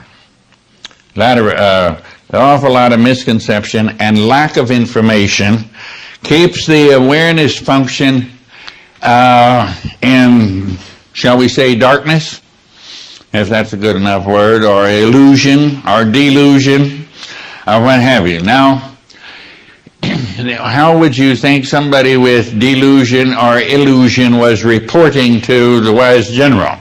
Well, put that little drawing back up here again. Now, here's the intelligence core. Here's the wise general, and here is the troops. And if that's reporting misinformation and lack of information, what do you think is happening to the whole organism? Disintegrate. Disintegration, the source of it is lack of information and misinformation. Which if you're given misinformation and lack of information, you're in a mental state of struggle, conflict, and resistance. Is that about correct? Is these, you're resisting whatever's going on and you got to try to use something to make it like you think it ought to be, right? You're in a conflict of what should I do? Should I go there or should I stay here? Should I originate this action or should I just sit and wait for something to tell me to go do it. Now, if I sit and wait, I'll get lots of information about what to do. I don't know that it's information. I'll get a lot of misinformation. The not eyes will start telling me I should do this and I should do that. I should change my job because of the way I've been treated. I should move from where I live because the atmosphere here is bad. The vibes coming from next door is awful. I'll get all sorts of stuff going on like that. Always when I say, what should I do, something will answer you. Not I will tell you something very quickly. Should I stay here or should I pick up and go? Oh man, you will get the answer. But you'll get two. You always get two. And when you get two, you're in a state of conflict. Now, conflict is not some great big something. It's when the person says, I don't know what to do. Have you ever been in that shape that something come along and you say, well, I don't know what I should do, huh? That's conflict. And we're struggling to try to find the right answer by asking a jillion why questions and getting those little guys running around knocking on doors fast and furious until we are in a state of conflict, struggle, and resistance, a biggest part of the time. Now, that doesn't mean that you don't go ahead and do work that somebody else tells you this is the thing to do. You don't do the habitual actions that you've been doing all your life in about the same way. You're doing the same things, getting in the same arguments, having the same hassles with people, doing about the same thing all the time. So, when you answer the question on this one, you could say, what am I? The answer is still the same, but if we said the next question, which we'll put up here in a few minutes, we would have a state of conflict, struggle, and resistance going on. We are in turmoil. We are trying to make things work ideally, and we want things to be like, in my opinion, they ought to be, quotation marks, whatever that is. And so we leave ourselves without. Now, if we take one simple question, what am I? And we can use what little logic and reason or whatever we have here, little awareness, and we can see that spirit is the reality. Is that right? Because without it, we see everything's dead. If all spirit left the earth today, there wouldn't be a living thing left. That'd be worse than the flood that Noah had. At least he got in an ark. But you see, that's the story that illustrates when the flood of misinformation and lack of information overcomes, there is not much left, is it? Everything would die. And everything is dying. So here is the big flood, and it came down that wiped off all life, which is symbolic if we had a total false awareness system. It says the earth was filled with violence, and that's the reason it got wiped off. Now, violence is obviously based on misinformation, because I can't get violent with somebody unless I say, you knew better than that, but you went on and did it anyway. Is that right?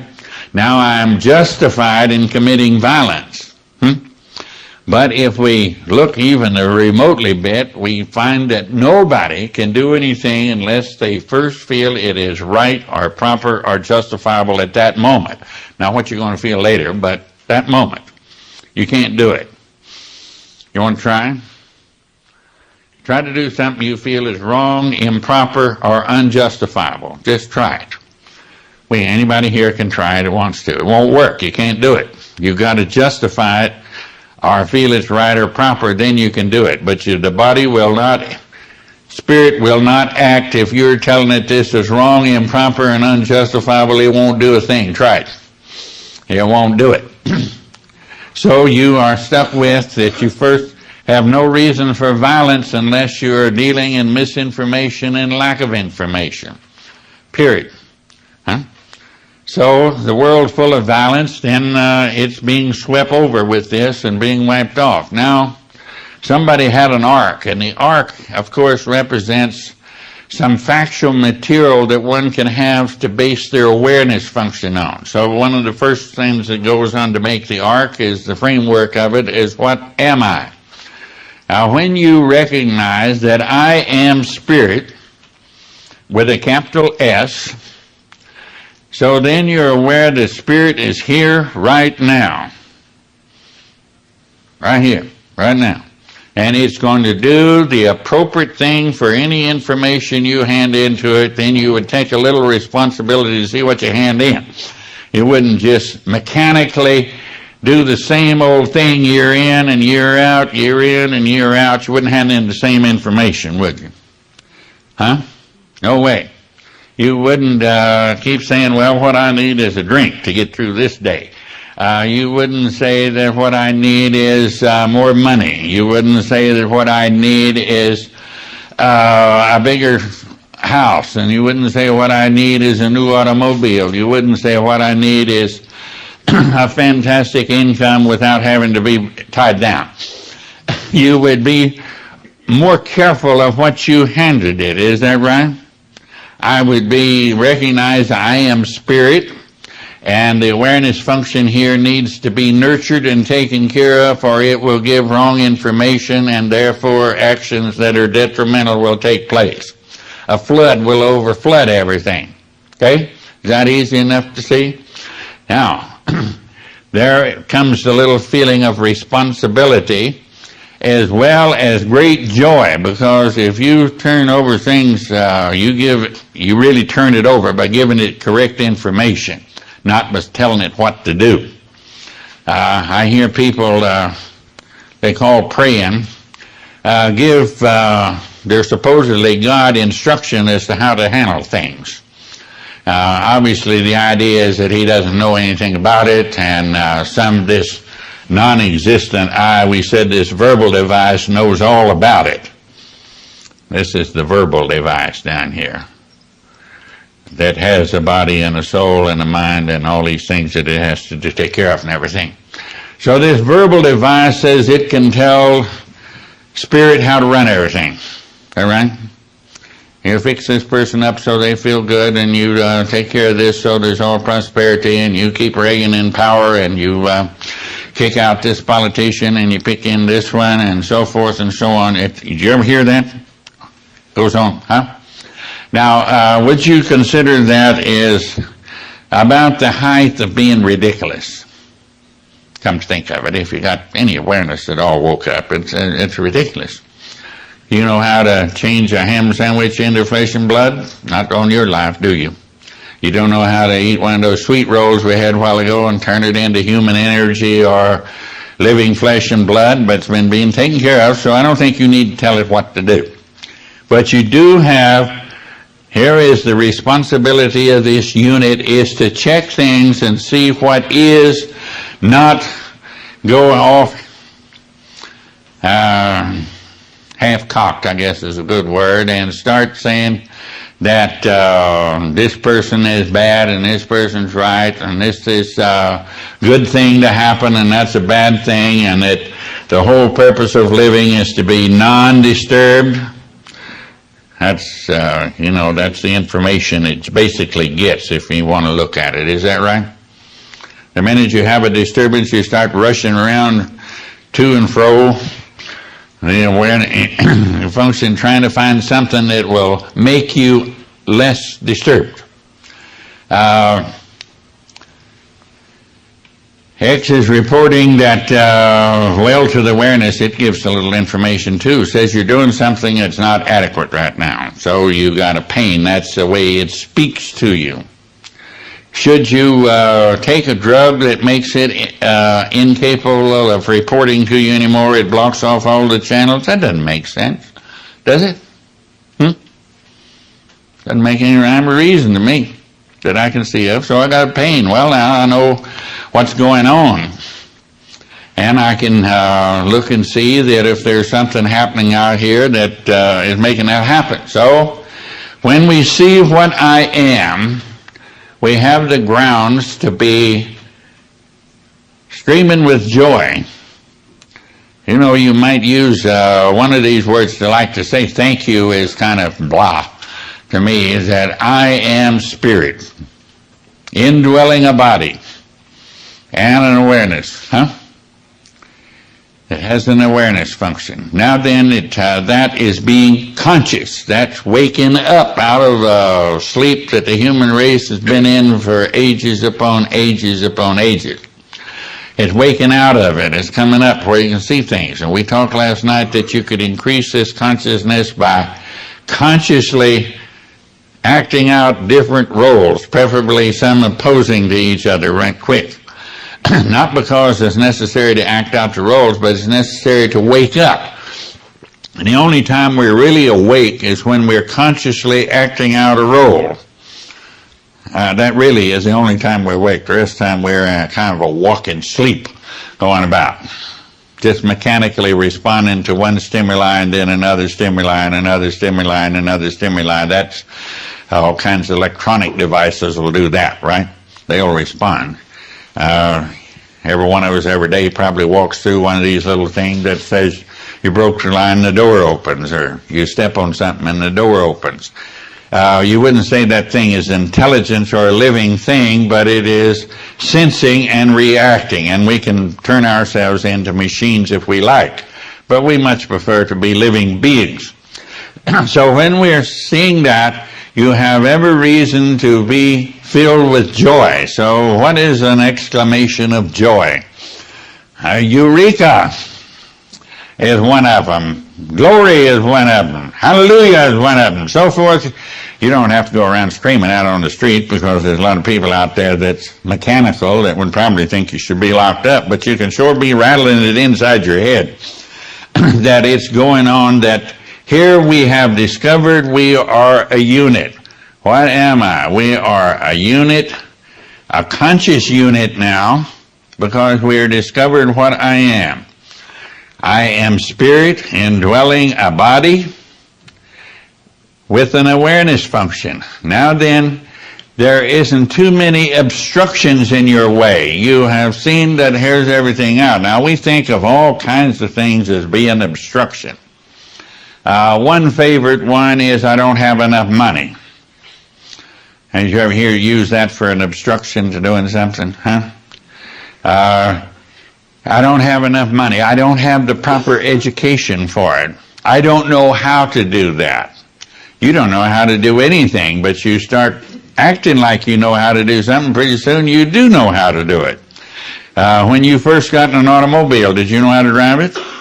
But you sat there and acted like you could, and pretty soon you got proficient at it. Is that right? Now, had you never acted the part, you would have never got proficient. You could have read all the books. You could have got a degree in automotive engineering at the university. Is that right? You could have even went and got an advanced degree of a doctorate of automotive engineering, and you still wouldn't know how to drive a car. Is that right? That's right. You have to act as though you can do it and you get there. I don't care what it is. If you studied music and the theory of music, and you studied piano and all this, but never touched the piano. Now you studied all about it. You got you a doctorate in music. Could you then play the piano? Until you sat down and acted like you could and went do, say, fa, mo, and all these little things, and FACE and what have you, and finally you would be able to do it fairly proficiently according to how much you acted upon it. Is that right? Because when you act, you're aware of it, and you're aware of what you want to enact, and you're telling X that's what you want to do, and it begins to put it in. Pretty soon it's got that body just going bing, bing, bing, and do it, and you can sit and talk to somebody and still play music. I've watched many professional musicians carry on a conversation, play beautiful music, right? Now, if you don't ever practice it, you won't get there. Somewhere in the scripture it says that certain man heard the words. So maybe somebody got him reminded that he was spirit indwelling a body and had an awareness function that had an awareness function. But he didn't act upon it. He heard about it and he went out and told a bunch of people, but he didn't act upon it. He suddenly elevated himself to the role of teacher and went out and told a bunch of people all about it. But he never did act upon it. And it says one day there came a storm. There come storms in everybody's lives, in case you hadn't noticed. Here comes a storm. And he just washed away, right? And that another man heard the story and went and acted upon it. And he was like a man who built his house on a strong foundation, and a storm came and the winds blew and a hurricane went by, and his house was still standing because he acted upon it. He put it into action. Now, it doesn't do us any iota of good to hear what I am. It's only when we begin to act upon it, when I put this whole unit into acting on it, that I am spirit indwelling this body that has an awareness function. So we can begin to see things, and you have a little more discrimination. You take responsibility. The whole thing takes responsibility. Not one little piece, but we do see that we have a cog in this unit that's not functioning very well. We never pay any attention to this one not functioning, but just let one little wart on the body happen, and everybody's all out there busy with it, right? Oh man, if you got a headache, it's oh, that's so terrible. You're doing something about it. But you can have misconceptions running out your ears, and you don't pay any attention whatsoever at it. So we begin to look where the equipment is not working quite right. Okay, now we all drive automobiles around, and we wouldn't think of saying that it's all the gasoline's fault when it don't run right. I've heard people do that. I got a bad tank of gasoline. You know, the valves are burned out, but I got a bad tank of gasoline, so it's all that. But we never look at the real essential of what it is. Now, what is essential is what degree of consciousness we have developed for this organism. Now, here you can take this organism. Spirit's perfect. The physical body is in very good shape for this time, place, and circumstances. And this is very defective. It has a lot of misconceptions. It has a lot of misinformation. It's carrying around a lot of anger. It's carrying around a lot of guilt. It's carrying around a lot of fears. It carries around a lot of anxiety. Is this unit going to function very well? Can you see that? That's the whole bit. Now, but nobody ever stops to think that. They only want to make it more unbalanced. So you have an environment, an inner feeling going on based upon what kind of information is in this awareness function. You always got an inner feeling. You have nutrition and you have activity. Now those four you cannot exist without. You have an environment, an inner feeling, an activity, and nutrition. If those are all four somewhere near optimum, over here your state of being is going to be pretty optimum also. Now, just taking a handful of aspirin, we'll start with a good simple one. Going to change any of these?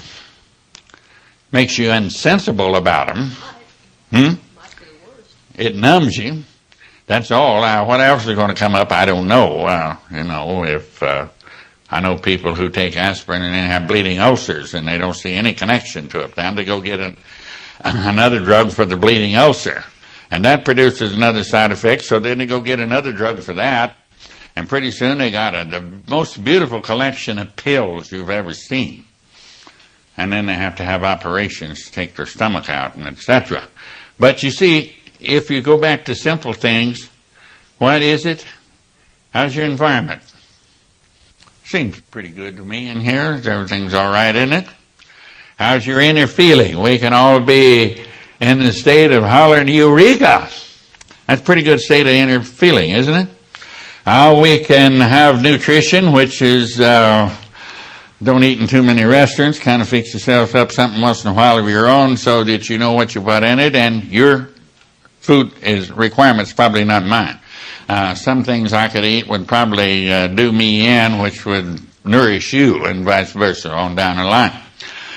So we all know enough about our bodies to how to kind of feed it. It tells you in no uncertain terms that it's hungry for a dill pickle, you better eat a dill pickle. If it says you're hungry for a piece of fried chicken, well, eat the piece of fried chicken, or two, or three, or four, or whatever you want.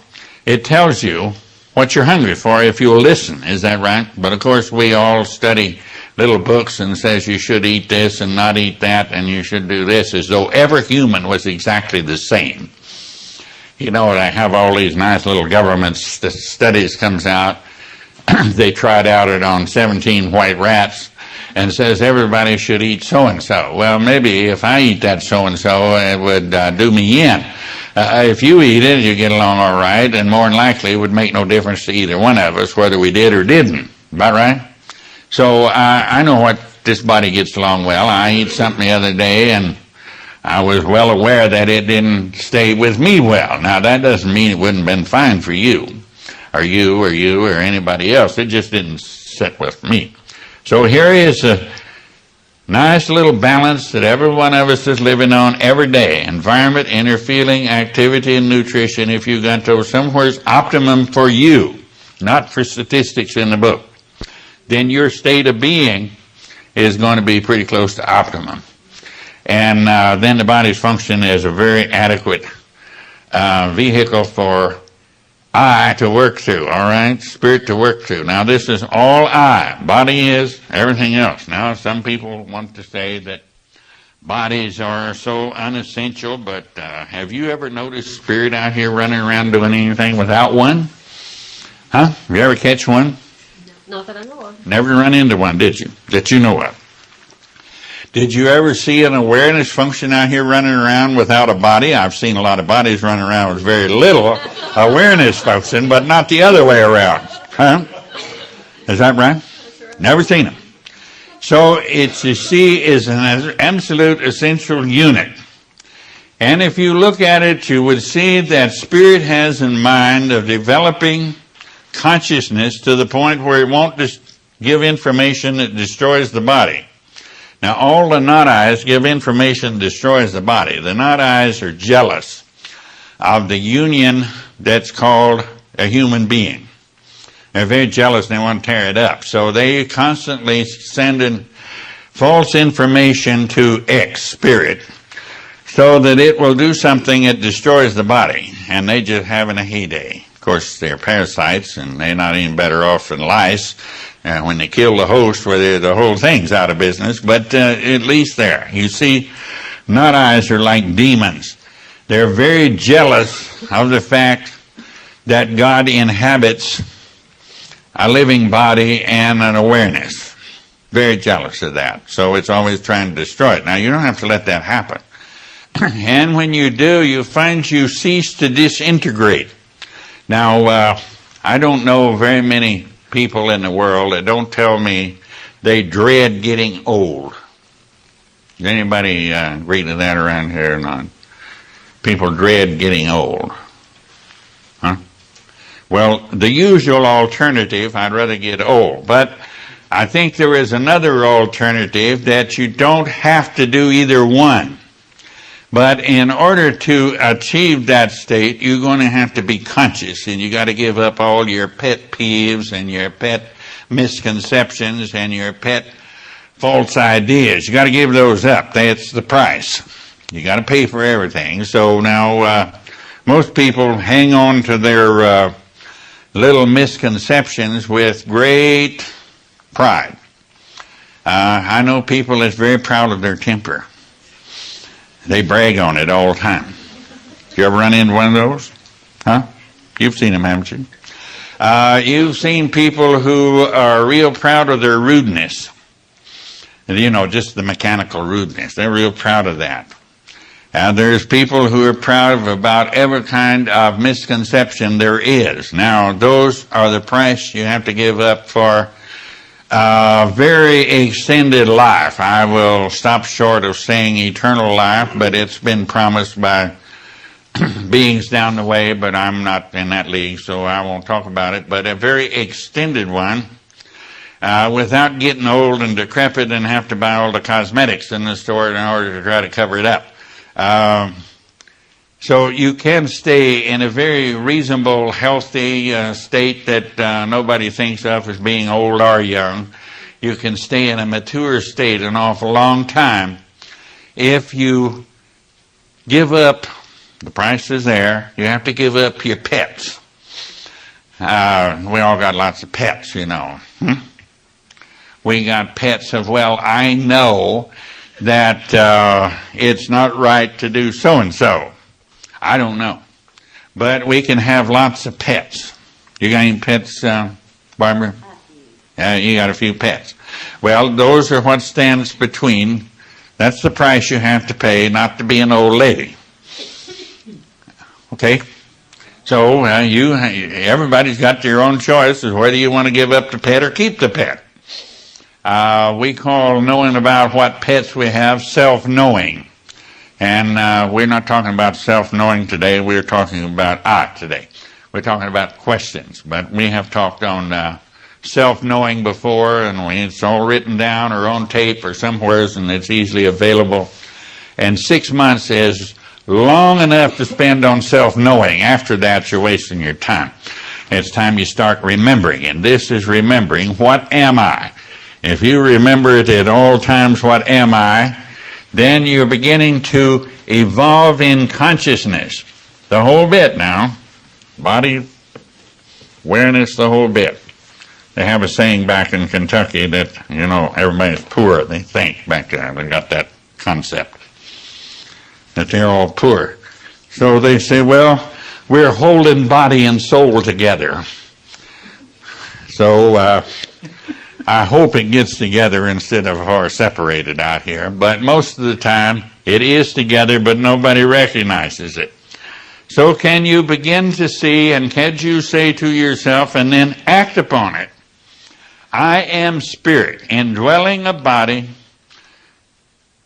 with an awareness function. Or you could say it a personality. We all have, as well as different bodies, we have different personalities. So say that I am spirit, indwelling a physical body with a personality.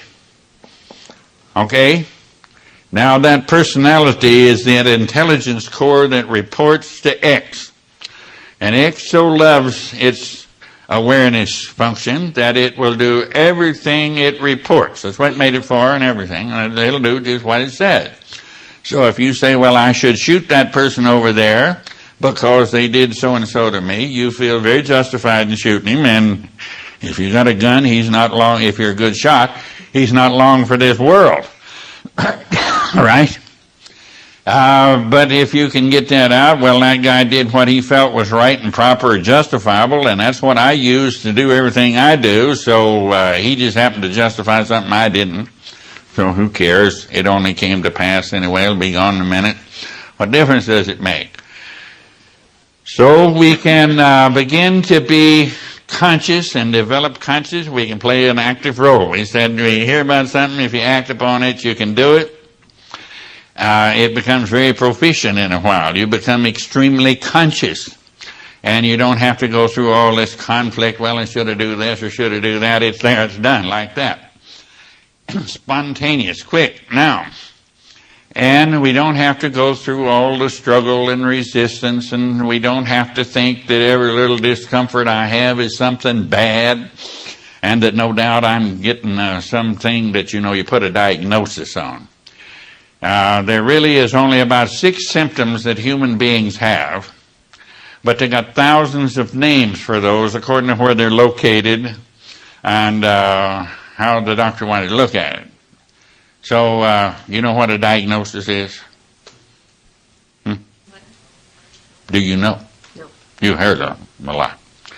A diagnosis is a condition of two not knowing. Di says like diameter, divide, etc. Agno is an agnostic, one who doesn't know. Not a non-believer, but one who doesn't know. And osis is condition of, in the technical lingo. That's those words. So a diagnosis is a condition of two not knowing. The patient didn't know. He run down and told an authority, and he didn't know, but he put a fancy word on the description you gave him. You got let's see, a stiff wrist here. So to me, it's a stiff wrist, and it hurts when you bend it. Okay. And maybe it's swollen, maybe it's a little red, and I go down and tell the good brother about it. You see, and he looks at it and takes pictures of it and runs the bill up unmercifully and takes several blood tests and urine tests. And he says, you got arthritis. Arthro is joint and itis means it's inflamed. But hell, I saw that in the first place. So that only cost you a few thousand maybe to get that word. But that's all it is, a condition of two not knowing. You didn't know what you were doing that made it necessary to be there, and he never even thought of it. But you know, he could look one minute and say, yeah, that's ear flame joint. But that's not a diagnosis. That's plain old English. But if I translate it into professional lingo, it's arthritis. Now we got a diagnosis. And then you can go get treatment. Now you won't get it cured, but we can treat it. We can give you aspirin until it run out your ears and you got ulcers. And your blood gets so it's so thin that it bleeds right on through the capillaries and blood vessels and everything. You can have those, and that'll get you a stroke after a while, maybe. Then you really got another diagnosis, you know. So all that's so unessential. What we want to be is conscious. This develops. And what we're talking about is to develop this personality so that it is of excellent intelligence core. Okay? Now, the whole person works on it. You work on it by acting upon something. What are you going to act on? You're going to act on that you are spirit and that you're acting out roles. That's all I can do. I don't know anything to do that's not a role. Do you? Tell me something that I could come up with that wasn't be a role to play. Huh? Search me, I don't know. I'm like the little cell in there when you said, why? Search me, I don't know. So there isn't anything else we can do, but we can do that. But that requires that I pay attention and that I give up. This whole purpose of living is to be non-disturbed. That's the one that's hard. That's your pet that you really hate to give up, you know. And we hate to give up the little pet that says, I'm a pretty important person, and you should kowtow to me properly. And you should treat me nice at all times, you know. I don't know why you should, but that's what the pet is, that I should be treated. And if I'm snubbed or ignored in the least bit, I can sure be upset. That's another one of my little pets, isn't it? That's a nice little pet everybody carries around with. We could cover pets the rest of the day, but I think it's about time everybody stood up and took a slow down for a minute, and then we'll do another one. It's 11:30, and we'll do another one in a few minutes. We'll take one more question, and then everybody can go to lunch. How's that? Want to stand up? You want to just continue right where you are? Or I think everybody needs to stand up. Yeah. You know, there's only so much that our poor little vehicles will. The oldest question I think that sticks around anywhere. Where are you? I think that was the first question old Adam got asked to him as I heard it, wasn't it? Where are you, kid? And he'd run off and hid somewhere because he had a misconception that he was naked and didn't look presentable. Of course, he'd been talking for days, but all of a sudden he discovered that he didn't look nice. So here it goes. So, where am I? Now, the biggest part of the where am I is concerned with is where are you in consciousness? Now, we all are reasonably aware of, if you don't travel too much, where you are at any given moment as far as geographic locations. We're in Lake Whitney, Texas, and we're at the Chapel of Light, and we're in the group room. Okay, we got that down. So what? Now, if you travel a lot, I wake up in the middle of the night sometimes and wonder where I am. And sometimes I have to get up and look on a marker or something in the room to see where I am. But, yeah, the phone book, well, they got 4 or 5 names on them, so I don't know. But look at the phone book and a few things. But usually they have a little promotional piece around that tells you where it is. Or maybe there's a matchbook in it laying there that has it. But now and then they're changed a lot of time, and it just says 1-800 so-and-so Ramadas or Best Western or whatever. You still can't figure out where you are. But I said, well, it don't make any difference. I'll get up in the morning and find out. So sometimes you remember and sometimes you don't. So what we are really concerned with is where are you consciously? Are you in a state of limbo that you don't know what is? Do you know what's going on here? Do you know what you are?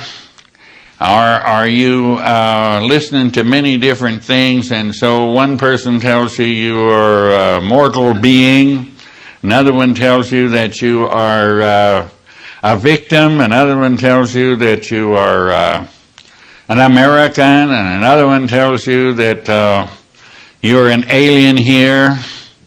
Huh? You've heard all those, haven't you? And how many more can you come up with that somebody tells you where you are? You're all these many things. You're in different places. My favorite one of saying on the general everyday run of where am I? I'm at a big party. I don't know exactly where the party is, except it's the planet Earth, and it's a beautiful garden here, and I'm sitting in it. Is that all right? So that suits me. In other words, if you can be satisfied and pleased and happy with where you are, that's got fine. But most people wonder if they're in the right place. If you have people asking you all the time, you think I should move to California? Do you think I should go to Arizona? Do you think I should get out of Texas? It's very depressed in part of the state now. I hear all these things every day, so somebody's wanting to know where to come. I went out and lived in Scottsdale for no particular reason, except that's where I wanted to be that day. And a whole bunch of people moved from Texas out there, and they had a horrible summer. It was too hot. The reason they left Houston was it was hot and muggy. They got to Arizona, it was a lot hotter and just as muggy. So, also, they said there was no work in Texas. Well, I noticed these people working all over the place, but they said there wasn't any. So they came out there, and there isn't any in Arizona either. Somebody asked me what my job is, and I said I haven't had a job in all my life. I've never had a job with a paycheck coming in. Never. And you wonder how I survived all these years, huh? I never had a job. So I tell them by my wits, that's all. So where are you in consciousness? Where are you? You figured out what you are. We talked about that a little while ago. We haven't acted on it yet, but we're going to, all right? Everybody's going to act on it. Consciously act out some roles on it. Now, where are you that you're acting out the role? One thing that we could look at this world for, that we're in, that it's a wonderful schoolhouse. A very large schoolhouse, covers the whole world. And we have about everything acted out in front of us. Another one you could say it's the stage, but there's a lot of plays being acted out and you're one of the actors. If you're conscious, if you don't, somebody put you in a role and left you there and you think, why did this happen to me? Did you ever wonder, why did this ever happen to me? Yeah. Well, we got answers to that. We just got cast in a role and went on and played it. Now then we can choose our own role, huh? Then you won't have to ask, why did this happen to me? You say, I'm playing this role now, right? And you don't want to play the role anymore, you can quit and play another role. Now, you can't quit playing roles. Either you're self-chosen or somebody else chosen. You've got to be playing a role. That's all you can do, right? No matter what, you got to be playing a role. You can play the role of anything you want to dream up. Now, you may not be proficient at it to start with, but if you play it for a while and conscious of what you're doing, and then play an opposite one every now and then, or a diametrically opposed one, pretty soon you can be very proficient at the role you're playing. Okay? Doesn't matter what it is. But that don't ever make you that thing. You're always spirit, indwelling a body, and an awareness or a personality. But the only thing any of us can do is play a role. Now, can you think of anything that isn't a role? Not one, right? So that's what you can do. Now, you might as well do it consciously, because if you don't, somebody else is going to cast you in a role and leave you there. And they liable to leave you there for years. They forget they put you in there, and they only give you a bit part. They don't give you a good one. So you only get a little bit role somewheres, huh? And it gets to be a rut after a while, so let's get out of it. I grew up in Kentucky, wasn't raised there. I just grew up there. And there was an old guy around the community that never did anything that anybody could catch on. He sit. His wife worked, his kids worked, but he sit. And somebody was always talking about the old man, and somebody was yakking away one time about him and said, I don't see why he even stays around. And my mother said, didn't you ever see that every piece of machinery has a governor on it? You know, an idle wheel. And she said, he's the idle wheel for the whole county. And if it wasn't for him, the thing would run away with itself. So I don't know whether that was right, but at least it suited her, I guess, to give that explanation. So where are you? Are you into role playing? Are you in role playing? That's someplace you could be in. Are you in role playing, or are you in just floating along? Like a chip on the ocean. I think that simile is used somewhere as you're tossed to and fro by every wind and doctrine that comes by.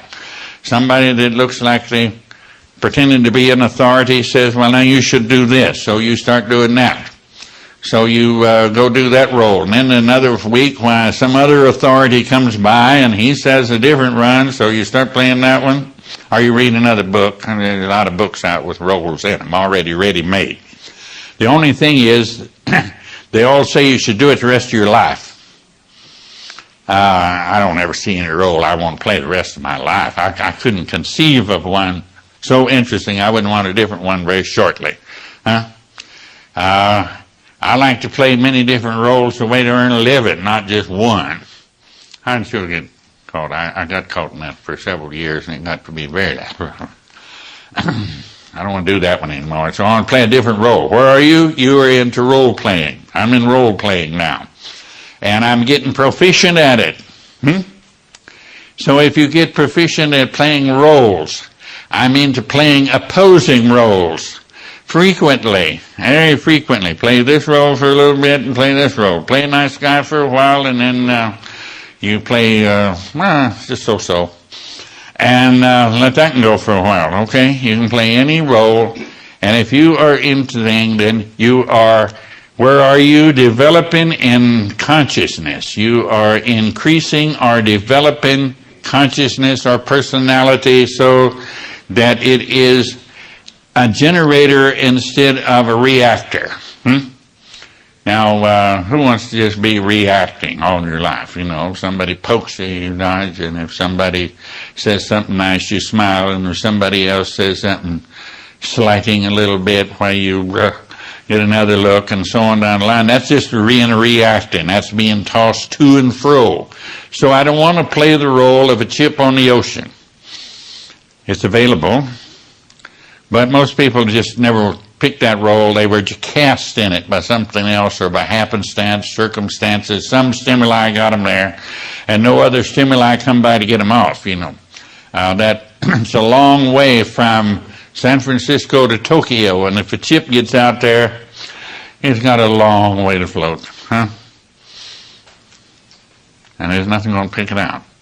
But if you are in charge of yourself and knowing what you are, and you know where you are, you know that what you are, where you are, is to work at being more and more and more conscious. That's the role you're playing. Where are you? In a conscious role. That's the only place I want to be.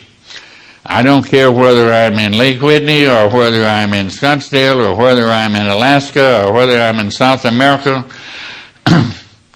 Where am I? I'm playing an active role. I'm in an active role, a conscious role. I'm in a conscious role right now. If I'm not there, I'm asleep. That's pretty simple, isn't it not? If I'm not in a conscious role, I'm asleep. Consciously. I don't mean I'm laying in a nice little warm bed. I'm just asleep. And therefore subject to being bounced to and fro with all sorts of happenstance and things that I want or don't want or whatever. Doesn't really matter, but they're just, I'm being worked on, not working. Now, if I'm in a conscious role, so I'm going to put the answer out here, in a conscious role. Now, is that to tell you where you are? If you're there, fine. If you're not there, you're in sleep. You're in the sleep world. And it's not very funny because you have an awful lot of nightmares there, okay? All right, let's have questions. You can cover any one of these two we've covered. We'll get some more questions as the day goes along. Yes, Ms. I'd say that I chose to pick the role of playing a bad guy.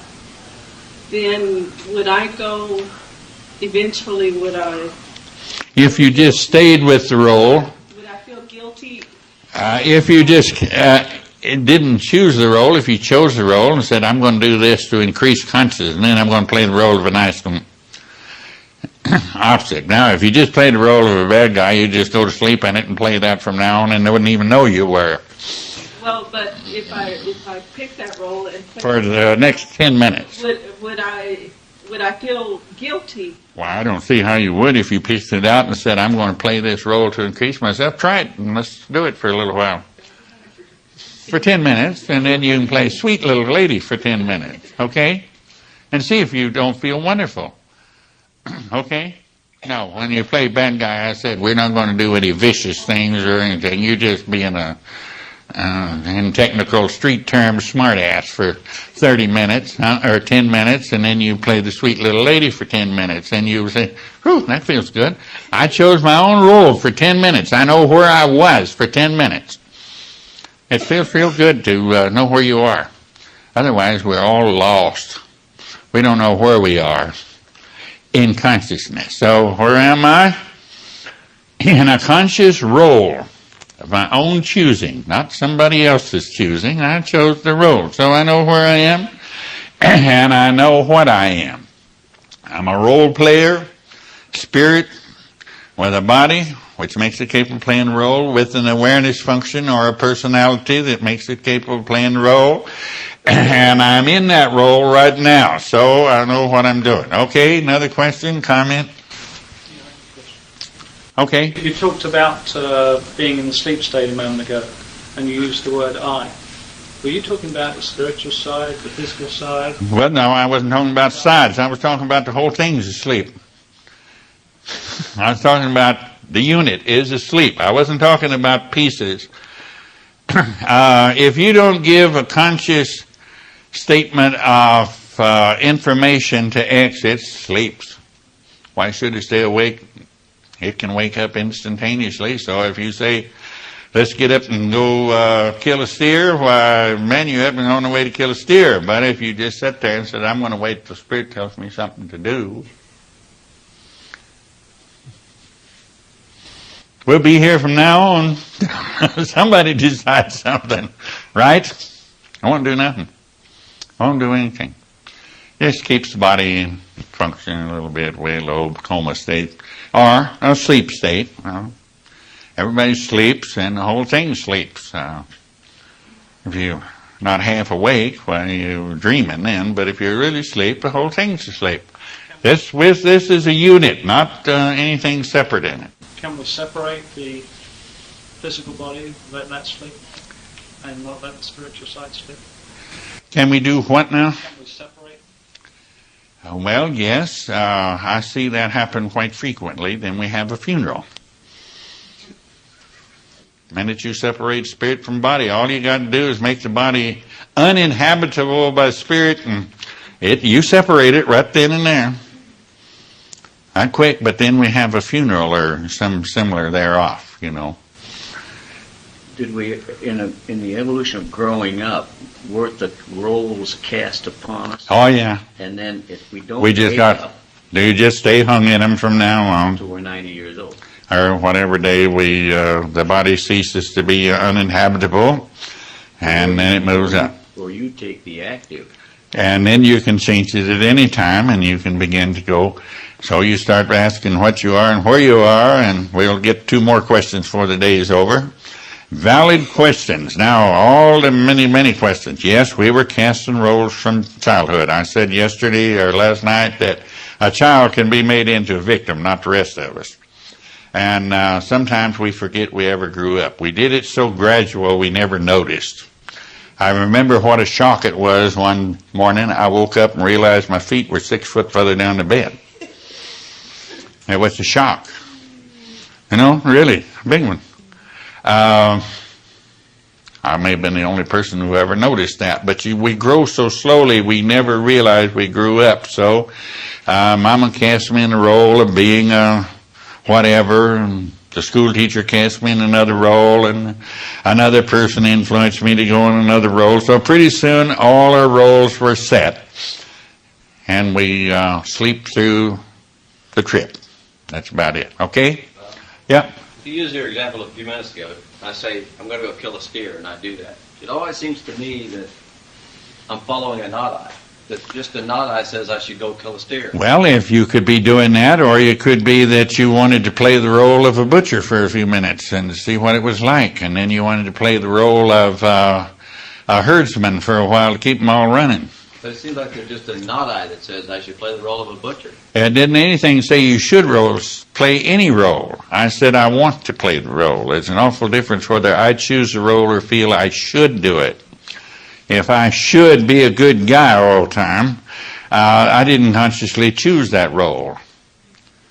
If I want to be a bad guy all the time, I didn't consciously choose that role. So the difference is whether I choose the role or whether it just seemed that something told me to do it.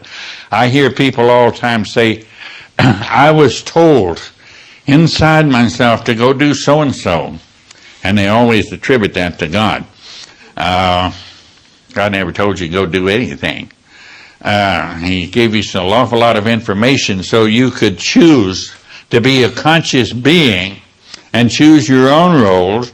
But, you know, you can sit here and be quiet for a long time. Yes, you'll hear a lot of not eyes. One of them will tell you to,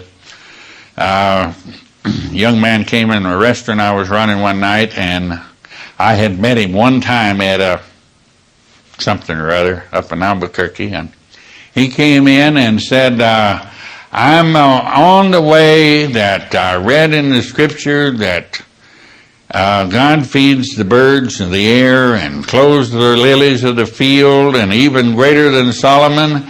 And so I quit work and I'm on the way. So I would like to have dinner at your restaurant tonight. I said, well, that's fine. What are you willing to pay for it? It's got the menus there. We're happy to serve you. He said, well, I don't have any money. I said, well, this is a business. And he said, but God feeds the birds. I said, well, go get God. Don't come to me about it. So he went over to one of the other people who worked there and said, I want to spend the night with you. And I went over and said, hey, let him go. Let God supply his room tonight. Don't you do it. Because he's talking about God going to take care of all these things. So he went back home the next day. He spent a cold night on the side of the road and no food. So he went home where he'd been and went back and got his job back and went to work. There is a story that told years ago that there was a wolf out walking through the woods one day, or a man went walking through the woods, and he saw a fox with no legs that all been lost in a fox fight or whatever. Anyway, he had no legs. But he was just as fat and round as he could be. So the man said, now here is something wonderful. Here is a lesson for me to learn. I'm going to watch and see how this fox stays fat and not able to walk. Barely waddle across the patch where he was laying. So he parked himself out there, and after several hours, there was a lion came along and drug up a piece of a carcass and laid it down in front of the fox and trotted away. And the guy said, I see. So he sat down by the door of a building and sat there. And rich men came by, and poor men came by, working men came by. But nobody left him anything. And he got hungrier and hungrier and hungrier. And after a good many days, he had an hallucination one day in his hunger and cold and sitting at the side of the road.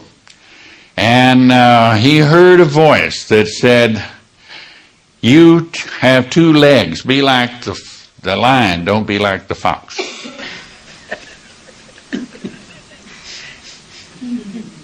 So he was asked to play a role. Now he jumped at a conclusion and he should just, if anything, just sit down. Why, you get fed after a while, huh? No, that's only for unfortunate ones. If the fox has his legs cut off, then the other animals will feed him. But if he's got 4 legs, they're not going to feed him. Go out and get it. We got 2. Go get it, man. Don't sit around and think, man, I'm a privileged soul and I'm very holy and righteous, so everybody should fill me full here. No. If I have something to contribute, I'm quite free to contribute it, but I earn my living by working. Okay, any more questions?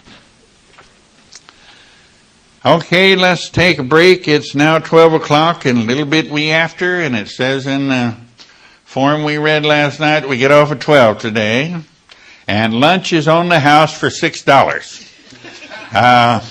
In other words, it's available downstairs for a $6 bill to have lunch, and we will start here at 2:30. I will be around and we'll announce, and in the meantime, enjoy dinner. And if everybody would like to act out a little conscious role, 2 or 3 of them while they're at it, it would be fine. And then you can answer 2 questions. You can answer the first one and the second of the valid question. We will take the 3rd and the 4th this afternoon. Okay? Any other questions? Enjoy dinner. Lunch. The 3rd question. We said these are valid questions. Now, these are things you can check up on, right? There's nothing here that you have to accept on belief or faith or gullibility, which is what faith usually passes for. As gullibility. The definition most people give of faith is gullibility.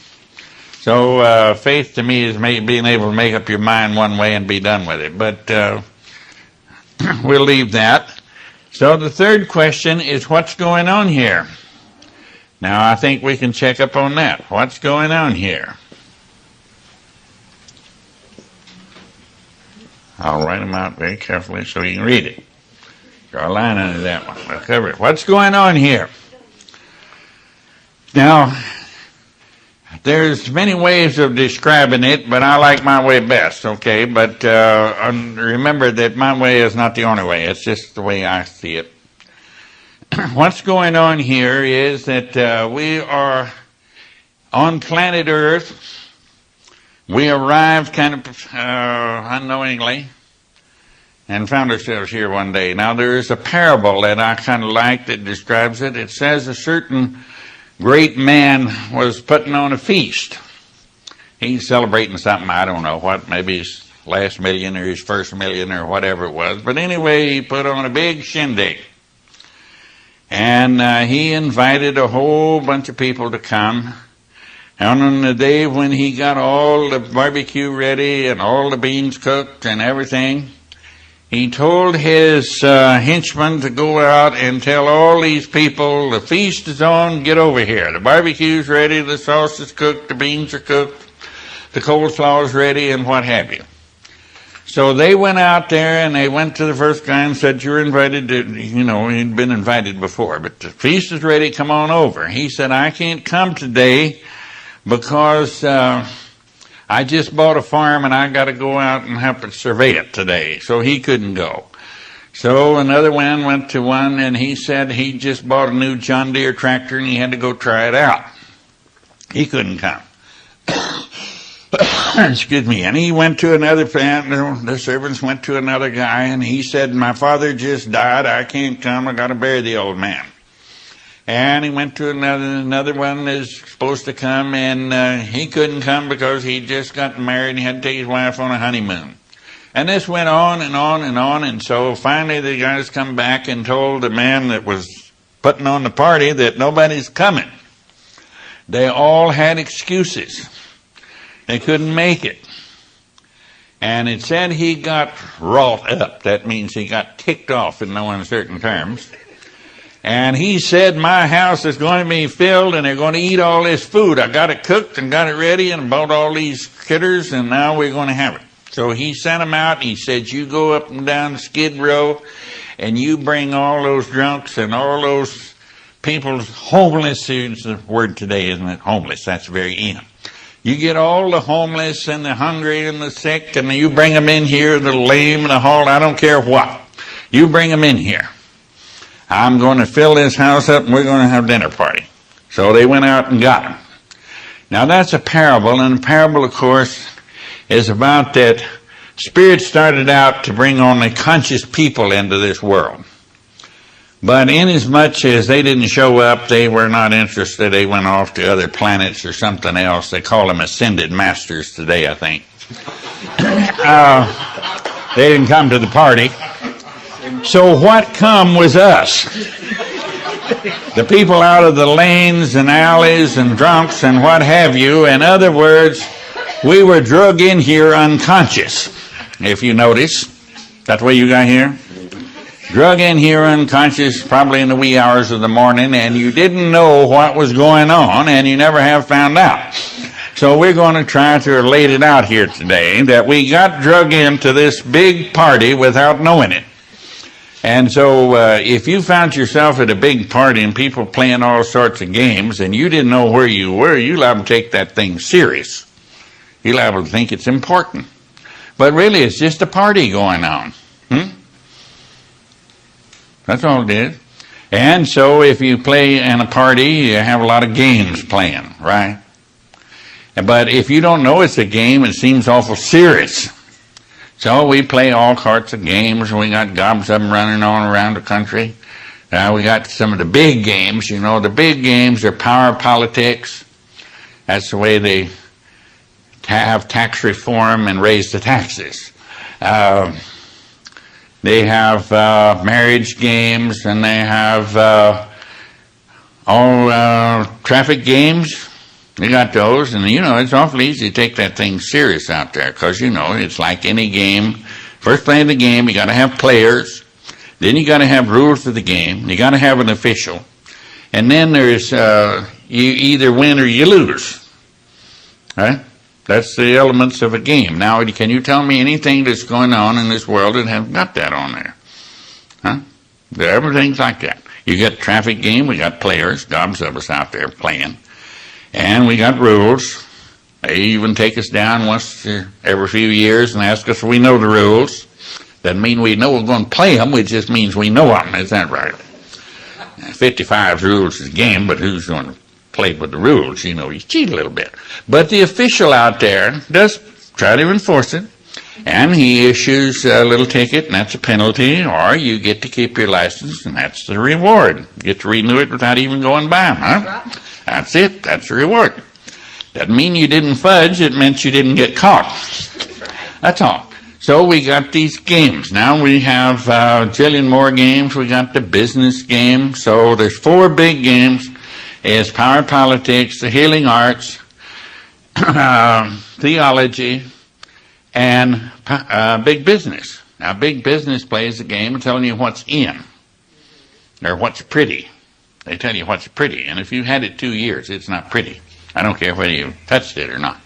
You know, if you got a car that's 2 years old, you wouldn't be caught on the street with that thing, you know, and if you were, you know, way out. If your tie is, this is a wee bit wide. They're shrinking these days, and I haven't put it in the pot yet to shrink it, so it's a wee bit wide. The lapels are about right.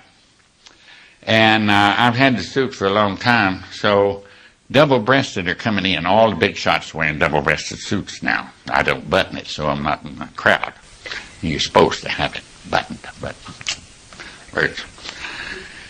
So you have all these games to play, and then we have an awful lot of other games that we play all the time, like marriage and baseball and football and business. And unconscious, the way we got here.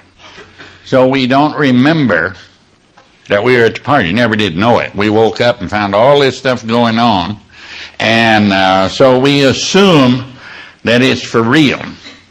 Didn't know it was a party. So we take it very seriously, and nobody consciously knows that they're doing it. Now, as soon as you wake up and see, oh, sure, this is a party, now I can play a role here. I can play any number of roles I want. So I can go to the party and say, well, let's see, I want to play cook today. I like that. So I go in and do a little cooking, huh? That doesn't make me a cook. I'm just a guest that's there. We started here. I'm a human being. I'm a spirit with a body and a certain personality, and I know how to cook. So we go in and cook for the party. Not forever, just today, or for a few hours. One meal's enough. Then we can look around and say, well, now these people are playing companionship over here. So I'll go over and play companionship for a while. So I'll go play a companion to somebody for a bit. It's all right? Nice game. Real pleasant game, but you can quit after a while. Is that right? So now you could begin to have any game you want. So you are developing consciousness. You are growing. So without knowing what's going on here, we're caught in a fog. And could you imagine anything more horrible than if you were a little kid and playing pin the tail on the donkey? Now, you know the rules of the game of pin the tail on the donkey? What is it? Tell me. The blindfold on one kid. And he gets the tail and the pin, and the donkey sits still on the wall. And they spin him around, and then he goes. Now, let's change the rules of the game more fitting to this one that's going on here. Let's blindfold all the kids and give them all the tail and a pin. Now it gets funny. Now this is a description of the real game that's going on here, right? Now can you see how much more interesting it would be that way? Huh? Everybody's got a pin, huh? Wouldn't be dull. Be a lot of screaming, a lot of hollering. If you poke somebody, you blame them for being in the way. If somebody pokes you, you blame them for hurting you, right? And everybody's out here wandering around. Now, everybody who is unaware of what they are, and where they are, and what's going on here, is in the big game of pin the tail on the donkey with everybody blindfolded. Now, can you imagine how much fun the head honcho of the party, the one that's putting on the party, is having? He's sitting up in the balcony, and he's laughing till his insides hurt. Can you imagine that now? Now, are you beginning to get the picture of what's going on here? This is what's going on all over the place now. So, what would you do in a situation like that? The only thing to do is take the blindfold off. Is that right? So that's what we're talking about. That you're conscious, then you're not blindfolded anymore. You're answering your questions here, and only with answering these questions could you claim any degree of consciousness. You'd have to say all these kids blindfolded and playing pin the tail on the donkey, and all of them with a pin and a tail, rushing around bumping each other without knowing what's going on. I wouldn't be conscious with it. So without the proper questions, you don't have much chance to ever get there. So this world is taken for real. What is it? A big party the host put on, because he had to bring in not the guest he intended to, the conscious folks, which, as we say now, are ascended masters, but he had to bring in these Skid Row folks. That's how we got here. Unconscious, wee hours of the night, woke up, when we woke up, where'd all those big things come from? And so we got cast in various roles. Do you have children? You cast them in roles as it went along. One of them was to be good, so they wouldn't embarrass you. Is that right?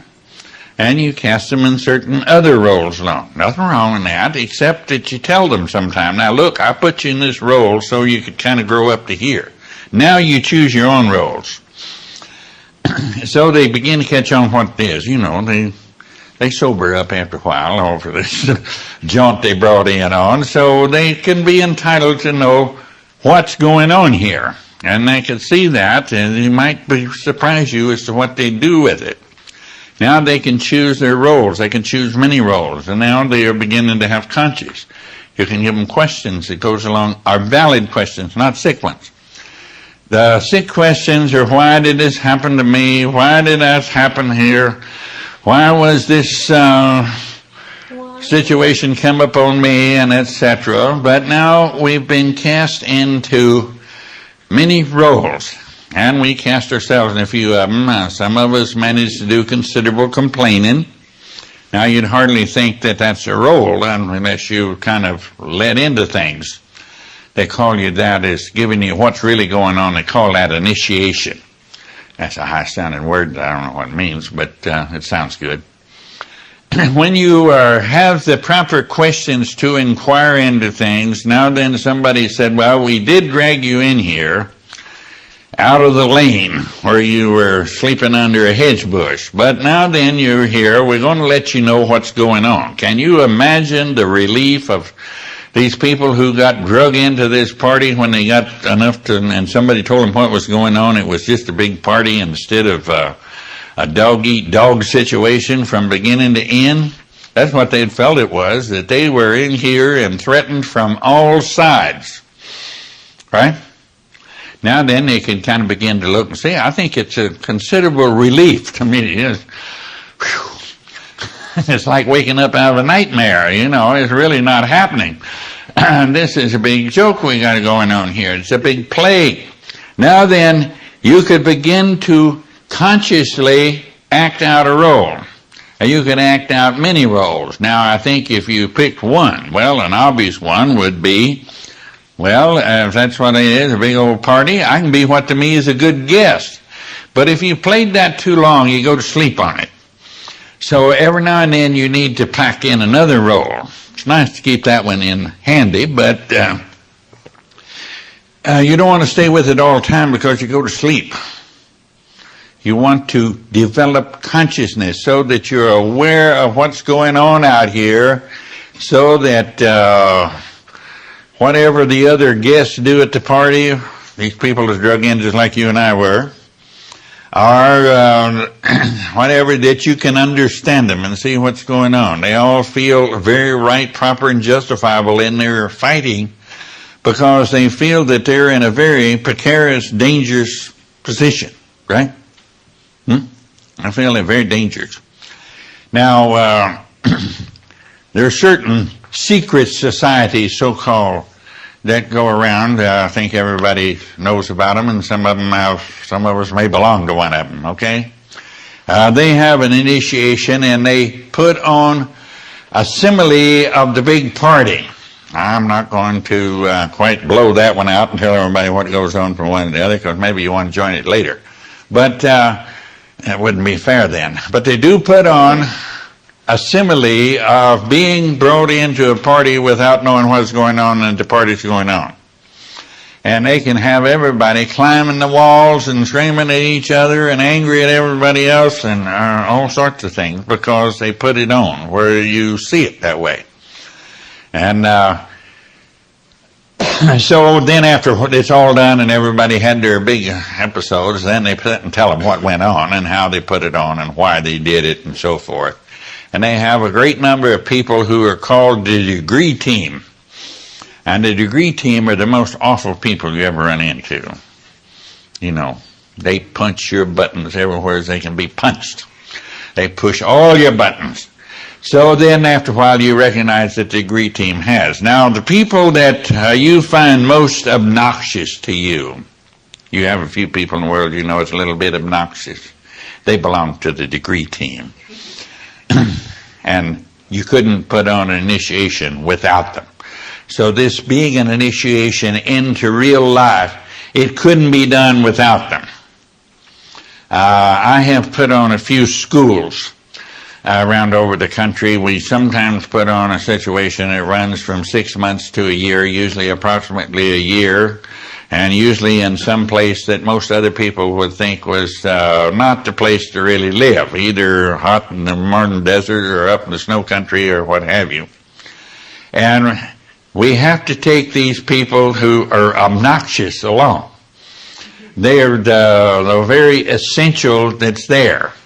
Now everybody wonders, why did Bob let that so-and-so come? He's lazy, or she's always making trouble, or she gets in everybody's hair and all this kind of stuff. But when we finish it up, we tell everybody what the role of these certain people were. Now, we don't have to have these like the lodge bits and do. We just pick them out. We know how they're going to behave, you know. And some of them you would find extremely obnoxious. But they are essential there because you can never figure out what's going on unless you had them. So we have these people with, it's making everything miserable for you. Or they not, maybe don't do anything to make you miserable, but they sit while you do things. That's enough to make you miserable, isn't it? Right. That's enough to get your air up in a hurry, isn't it? While they just sit while you do all the work. Right. I'm out there shoveling snow. Somebody's out shoveling snow, and here's somebody sitting away reading a book. And the person shoveling the snow gets... So, but you see, these people are essential. So, these are all at the big party. And you be thankful for them because they teach you the most valuable thing you will ever have is consciousness. You've discovered what you are. You're a spirit, indwelling a body and a personality. Where are you? You are in the place of playing roles. And what's going on here? There's a big party going on, and the host did not ask you or me to check out the guest list. Is that right? Now, the host found them interesting or useful, or they weren't invited, even though they had to be drug out of the skid rows and out of the lanes and out of the homeless parks. Okay? They had to be here. The host found them interesting. Now, if he finds them interesting, it's none of your business. Is that right? Somebody may wonder why he invited you. But I have noticed that after somebody is no longer interesting to the host, they're not here any longer. Is that right? Now, you asked me a question about a certain person came into the world. What? They're D-team. Okay? That's all according to how you could see it. Is that right? Now, if you see it as that, then it was wonderful. If you don't see it as that, oh, how sad and unfortunate. But the host has got every conceivable kind of person here. That's why we're all look different in here. And we're everyone a very decidedly good teacher for the other one, some way, somehow or other. Everybody is to everybody else. So we don't have to have some pious individual says, I'm a teacher, I'm an authority, and you have to listen to me or else you are damned for all eternity. You just got other people around. That's all it really takes. Because you rub some people the wrong way too. And there's a lot of them rub you the wrong way, right?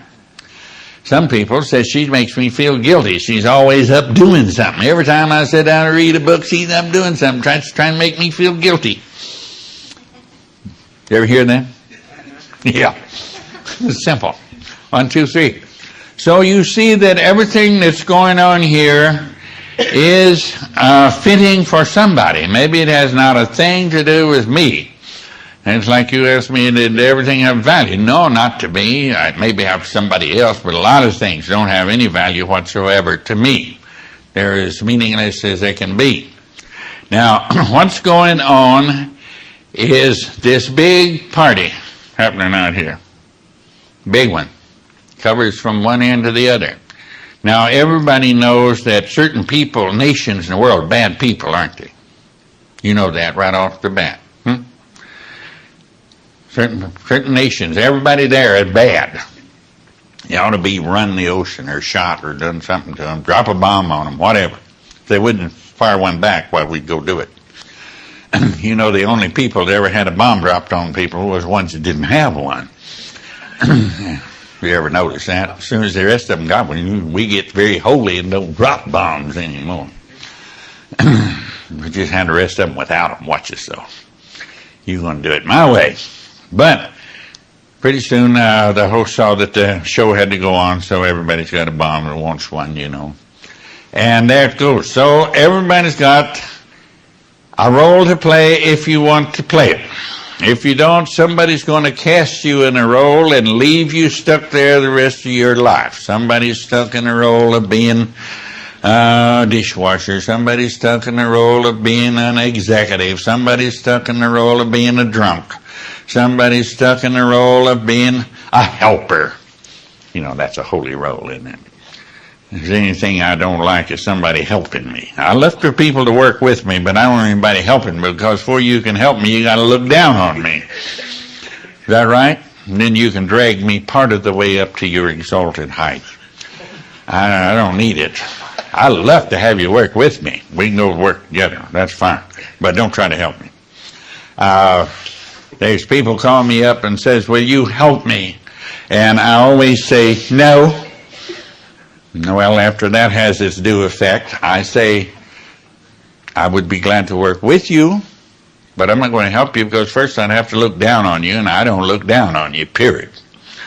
I think you're got the same equipment everybody else has, right? You got your spirit, you have a body, you have an awareness that can be developed into a workable situation. So I'll be glad to work with you, but I'm not going to help you. So don't ever call me up and ask me if I'll help you, because I'll tell you, yeah. And then I'll wait a little while and tell you I'll be glad to work with you, but that seems to relieve the pain after a while, but it produces a lot when you say no. But they think a little bit after that. Now, what difference would it be? Oh, yes, I'll be glad to help you. Here somebody comes and lays yourself down. They'd give up their responsibility. Now, if we're going to work together, you got to be responsible, and I got to be responsible. But if I'm going to help you, you can let it all hang over there, and I'll go do all the work. Sweet. I'll play that game. So now, can you begin to look and see what's going on here? Now, you have it all in front of you everywhere as you look. I don't have to keep spelling it out. You can look at it everywhere as you like. You can see it anywhere as you look. Is that right? Big old party going on. Can you see it about anywhere now? Yep. And can you see that, Barbara? Everywhere? Doesn't mean a thing. All right. Now then, is there any questions on any of these three we've covered so far? 3 valid questions. Any questions you want to throw out? Any comments you want to make? Any put down you want to put out? It'll be all right. Just talk. Clear as mud, huh? Is there anything anybody wants to yank on that one? Door's open. Okay. That didn't take long. So we will stop a minute. You don't have to leave if you don't want to, but we'll stop a minute, and if you come up with a question in another minute or two, well, tell me so. In the meantime, it's getting hot in here, and I'm going to take this jacket off and lay it over here on the piano. And you can look at my other thing. Yeah, it's in the pocket. You got to have that. That's the only reason to wear the jacket in the first place. Have a place to put that thing. Okay, you want me to put... Go ahead. If you're watching somebody like in the divorce game or the battering game and stuff like that, you're observing that as the game that's going on there? Yeah, they got the marriage game and don't know how to play it, and they don't know where they are, and they don't know what's going on, so they're sticking up for their rights. Is that right? Huh? I said we was drug in. Every one of us, including these people you're talking about, was drug into this party, more or less unconscious in the wee hours of the night, and we woke up here, and certainly we didn't know what was going on, but we've heard that people played a game called marriage, and so you got in it, and then each one of them started sticking up for their rights, which none of us have. Is that right? We all got drug in here, so we have lots of privileges, but no rights. And so then they start battering each other, right? May the biggest one win is the way it works out, huh? I see it all over and frequently talk with them. And I'll ask the person, the batterer or the batteree every once in a while, why do you stay there and get battered, you know? Well, it's my obligation. What would you say? It isn't. No. So it's into what do people think? Oh, yeah. All these endless questions that don't have any answers. Here's the valid question. What will people think? I can tell you what they'll think. They're wondering what you're thinking about them. So, you know, that's a big waste of time. Right? But this is a big one that goes on. What will people think if I get a divorce? What will people think if I do this? What will people think if I do something else? There's no answer to those kind of questions, but those are what we said was invalid question. Invalid is the same word as invalid, so they're sick, very sick questions. And if you put the valid question here, it's not sick. You can answer this, you can check it up. What's going on here? Well, this person that is playing that game doesn't see it's a game. They're taking this thing serious, and I've tried to tell them about it, and they didn't listen, so I'm going to pull a Hank Snow. I'm a moving on as fast as possible, you know. Why wait 37 years to do it? I've talked to many people that waited approximately that long before they finally said, I don't have to put up with this. You know, it takes a long time for some little simple thing to seep through. An old gentleman said that he could send a message around the whole earth in less than 3 minutes, and it took over 25 years to pound an idea through a human skull, quarter of an inch thick. So it's kind of worthwhile knowing about it. That it's got some holes in it. It's got a hole in here on each side and one in here, and it's got a couple up here. And if you just use those things, you can see what's going on. Now, if you have a little inkling, somebody has to say, maybe tell you along the way, well, look, we're putting on a party, and we didn't tell everybody what it was, and everybody's taking this thing serious. If somebody would give you a little thing, you wouldn't have to hunt and hunt and hunt for 30 years. There was a time when if you went to a school and understood that you wanted, made it known that you wanted to develop your consciousness, everything was by very indirect methods. They told funny stories. They had people doing certain things, and you had to figure this out all by yourself. And there was a lot of written stories. And many times without a clue, you didn't get anywhere. Well, they had some guy around who thought if you'd done through enough and proved you're sincere, he'd give you a fiendish little clue, like going on a, what do they call these things, a scavenger hunt or a treasure hunt? Is that something like that? Give you a little clue. One here and there. About 6 years ago, it was decided to flatly lay it out simply because the time was essential to do it, and that there wasn't time or place in the present man-made world for people to spend 15 years off in isolation somewhere trying to learn one little point. So it's being laid out flat. Now, what you're going to do with it is up to you. If you want to use it, it's available. If you want to ignore it, have fun. That's it. There's no sweat about it, but it is being made available. What's being made available to all of us today was an unheard of thing to be made available 20 years ago. You could have gotten vague hints. You could read a book and talk about somebody behaving this way at a certain time and over here another time, and maybe you were told that that book was all something other than what it is. It was a storytelling to illustrate a point. Just bring out the point, that's all. But who knows whether we'd ever fall for it or not, or whether we'd ever catch on. Now it's laid out blunt, cold, simple. Here it is. Take it, use it, and live, or you can ignore it, leave it laying there. It's not going to rot, okay? It won't hurt you a bit. The next question is, what can I do?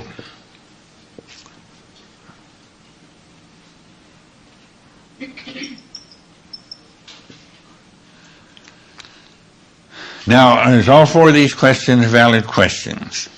Are they questions you've ever put to yourself, or are they point a little different? What you've ordinarily put to yourself was, who am I? Why was I born here? What work is there for me to do on earth? Why did the good Lord put me here? On and on, a bunch of stuff like that.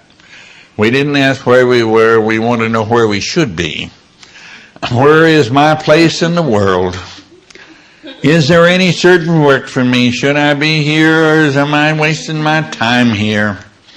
What am I doing just doing this little simple thing because anybody could do that? More than likely they couldn't. And we don't ask what's going on here. We ask, why can't I have it this way, or why can't I have it that way, and so forth. A lot of why questions.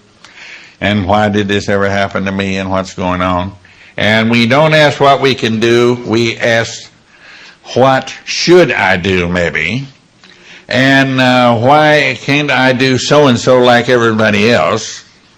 I had a little lady come to visit me one time years ago, and she said, well, I'll tell you my story quickly. I had an unhappy childhood. I said, join the rest of us. It's miserable being a kid. Real miserable. Can you imagine having to go through that again? That's why I won't buy reincarnation. I'd have to be a bambino again and have my diapers changed. Crap. Yeah, I don't want to go through all that noise again. I have to grow up and go to somebody's stupid school and let them tell you all sorts of stuff. So, you don't want to go that one route, do you? Huh? I wouldn't want that. So, we have it all laid out now. What do you want to do? We don't ask, what can I do? We ask, what should we do? What ought I to do? Why can't I have, like everybody else? The girl said all she wanted in this world after she had the unhappy childhood was just to be happy like everybody else. And I said, you are. They're all kicking and screaming now. If that's all you want, you have it, go home. Essentially, we do all have everything. We have everything. We're different from one to another, but we have everything that you really need and can use. You have food, clothing, shelter, and transportation ever since you've been at the party. Is that right? You've been here good years. You arrived here as helpless as it could be, about almost unconscious. And you found slaves ready to take care of you and look after you and raise you up, and you've had food, clothing, shelter, and transportation ever since you've been in this world. Is that right? So it looks to me like a pretty good party. The host took care of the whole thing there. Now, I can do interesting things, or I can bitch about doing anything. Now, we've all had interesting things to do. Is that right? We've all had a companion if we wanted it. Right? Maybe several of them. Did you hear about the guy that got married 18 times in about 4 years? They found out the problem was he was addicted to wedding cake.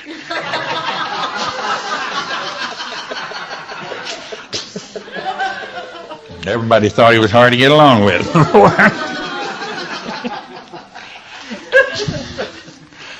So he wasn't hard to get along with at all. So that's part of the party. So what can you do? You can consciously play roles. Hey, you know anything else you could do? I don't. I've been sticking around for a good number of years, and I've traveled. I've talked to a few wise men in my time, and the only thing I can figure any of us can do other than muddle through, we can all do that, we can all muddle along in stimuli response machines. The only thing we can consciously do is play a role. We can play as many roles as we want, and the more we play our roles this way and this way and this way and this way and then this way, the quicker we develop it. Now, when you get it developed, you can use it any way you see fit, but first, before you get anything going, you have to develop it, We started off, how many of us type here? We started off with ASDF, KJL, M semicolon, and we got that down pat, and then we can go a little further and a little further. Is that right? So we learned that whole keyboard, and now we can sit there and blah, blah, blah, blah, blah, blah. So we do it consciously, but we had to play the role as though we were a typist before we got to be one. Is that right? Now, anything and everything else, we have to play it. Now, to be a conscious being, you have to play the role of being conscious. Right? And that's picking up different roles. Because if you just do the same thing, it may be that you just have it. But if you play different ones, it shows you are conscious that you can change your roles back and forth. You're acting upon it, right? And if you act upon it, pretty soon you get it proficient. So what can you do? You can develop consciousness. The rest of it is all pretty well put together there and all working all right. Spirit doesn't need any additions. The body is pretty good as it starts out. We said, what would you add to it to try to improve it, I don't know of anything. I know a few guys that like to think they improve them, but I think they're improving their bank account more than anything else. And we could go on with whatever. Now, what we can do, what can I do, is develop consciousness. And it's fairly simple to do, and it's something that is kind of worthwhile doing. It gives you more inner feeling of joy than anything else you can do, because now you're in charge. Where before we don't always feel in charge, we feel that everybody else is running my life. I don't get to do anything I want to do. I just have to do what they want to do all the time. And I'm so worried, and I'm so tired, and I don't know what to do. And I do everything and nobody will help me while I'm working up a storm, and everybody's sitting watching TV or reading a book, got their nose stuck in a book somewhere. And this goes on and on. Now, we have 4 questions, and you can take them with you. And I think the more you look at them, the more you see they're valid. And other questions that you would put to yourself are invalid. Now, when you put a question to yourself, the nature of the situation is, we said there's a little guy that runs around from brain cell to brain cell and asks that question. Now, if you put an invalid one, it's an unanswerable question, it runs forever and it'll tear you up. If you put a valid question, you can get answers to them. We have given you more than a hint as to what the answer is, right? I give you more than a hint. But you have to use it. It's worthless to you if you just say, oh, isn't that nice, or so forth, and put it away. You got to work on it. What is the work on it? What can you do? Play a role. Play many roles that I choose, not that somebody gives me. I don't want to be a Hollywood actor and let somebody else give me the role and I go down and learn it. You know, he didn't choose the role. He was said, will you go to work? And all people in Hollywood is looking for a job today. And if there's a role to play, whether it's commercial or what have you, they'll take you pretty well. Am I right? You read Variety, huh? They're looking for a job. All of them are looking for a job. Even the one that's got a job now knows it's going to run out for long, so he's looking for another one. So you can play roles of your own choosing. So I think I put it that I can choose the role, write the plot, act out and direct the part, and play the role. So I can do it all. So then you are developing consciousness. Now we'll stay here and talk until you get tired of talking, and we'll all go home. Could you just spend a minute on? Sure. Does it follow that the more flexible you are in role playing, the less physical deterioration, the correlation between this and physical illness? Physical illness, as we put up yesterday, is when environments unlike inner feeling, activity, and nutrition. Now, are you in charge of all these? Obviously, I'd want to be. Over here is your state of being. Now, the more mechanical the person is, the more they're going to be gone from here. Do you ever notice that you go in a restaurant and somebody sets something down in front, everybody feels obligated to clean the plate up? You were told when you was a kid, clean your plate up, clean your plate up. Well, what? If I don't want it, I'm going to leave it. So these all become not under your control. They all become under somebody else's control, right? And obviously they're not interested in your well-being. They're only interested in you pleasing at the best. Huh? So these get very far from optimum. And when they're far from optimum, the state of being is far from optimum. So the average person deteriorates very rapidly. Now, I think that 80 years of age should be just getting in your prime. That should be early middle age, at the best, at the worst. Maybe a lot better. I think they said old Isaac and a bunch of those people lived 600-700 years. Well, 80 was just early adolescence. They didn't even think about getting him a wife till he was 120. They didn't even think about him needing a girlfriend until that time. So it must have been adolescence or even pre-adolescence. And Abraham and Sarah said, well, wait a minute, this kid's growing up, we better go get him a wife. So they sent some guys off to fetch him one, right? That correct? So he was just, you know, a kid out there wandering around the field, whistling or something. When he was 80, 120, they decided, well, he's kind of starting growing up here, we better get him a girlfriend. And, you know, 80 now, we think he don't need a girlfriend. He's over the hill. Forget all about it. So I think that you would see here, yes, if you could play roles consciously, you would keep these in pretty close to optimum everywhere, and this then would get to be optimum. But if you're letting everybody else run it, your environment will probably be noisy and contentious. Your inner feeling will have all sorts of things like anger and guilt and fear and insecurity and all those good, nice things. Your activity was that, you know, they tell you that the less you move, the better. How many people do you know who think positively to get a parking place so they won't have to walk with 10 feet to the store? Huh? So the activity is like you were talking about in retiring a while ago. The less activity you have, the better off you are. Is that the general way the world puts things out? Now we have this business of fitness going on. It's kind of swinging at the other pendulum until you run and pound your shin bones apart and all these things. Can't do anything in rhyme or reason, but at least I can walk across the parking lot. When I go to park, I actually try to find a place way away from where the door is, and not in July and August in Phoenix. I don't. I get as close as possible. But any this time of year, I'm going to park way out there because I get to walk then.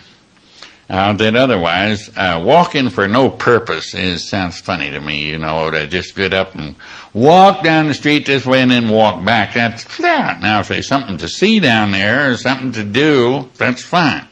So if I'm going shopping, I got a reason to walk over to the store. But just to say, well, I'm going down and park my car and walk over there so many blocks and back so many blocks. Oh, that don't make sense. Does it to you? No. No? Let's do something. But if there's a way to activity, so we have some activity. But we're told that the least activity shows we're more intelligent. And our nutrition, whew.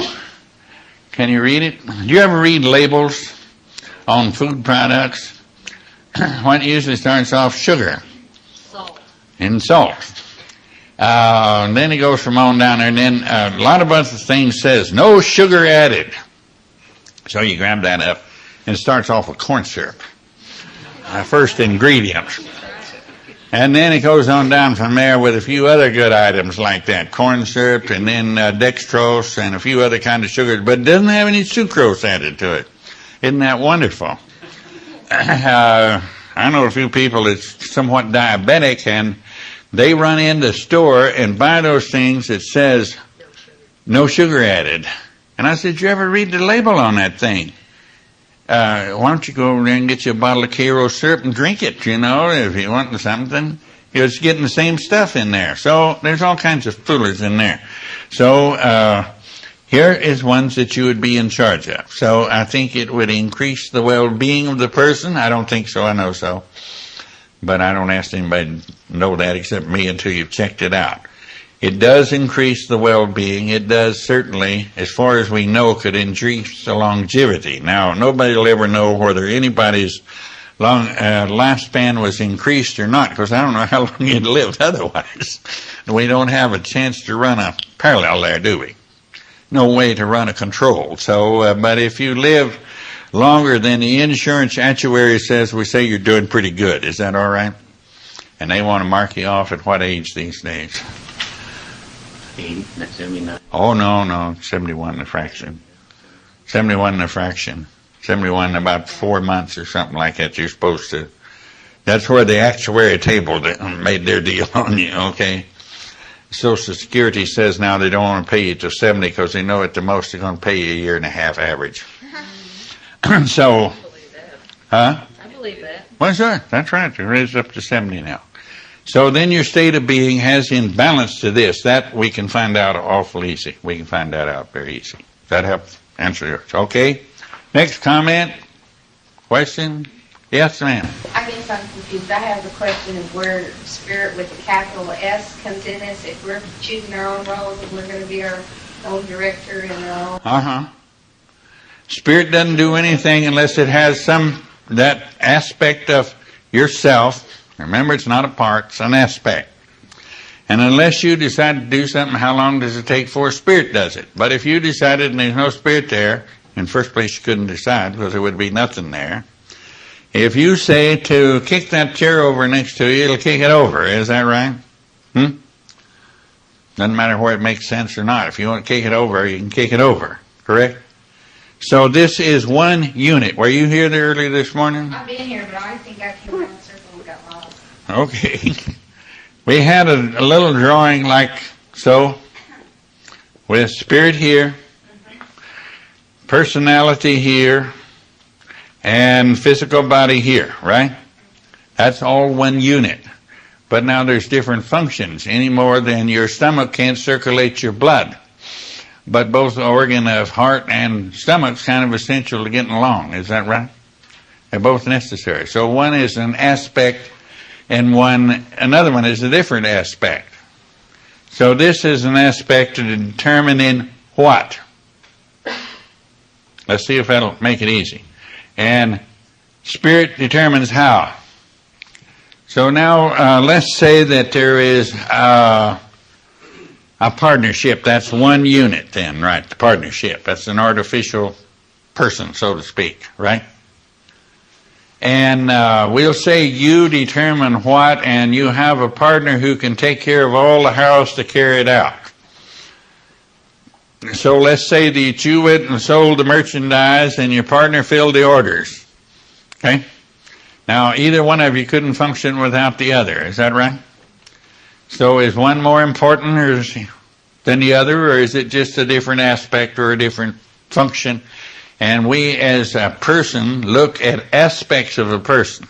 I see her head up there, but her head's not separate from the rest of it because you can't pick it up and walk off with it. You take the rest of it along with you, right?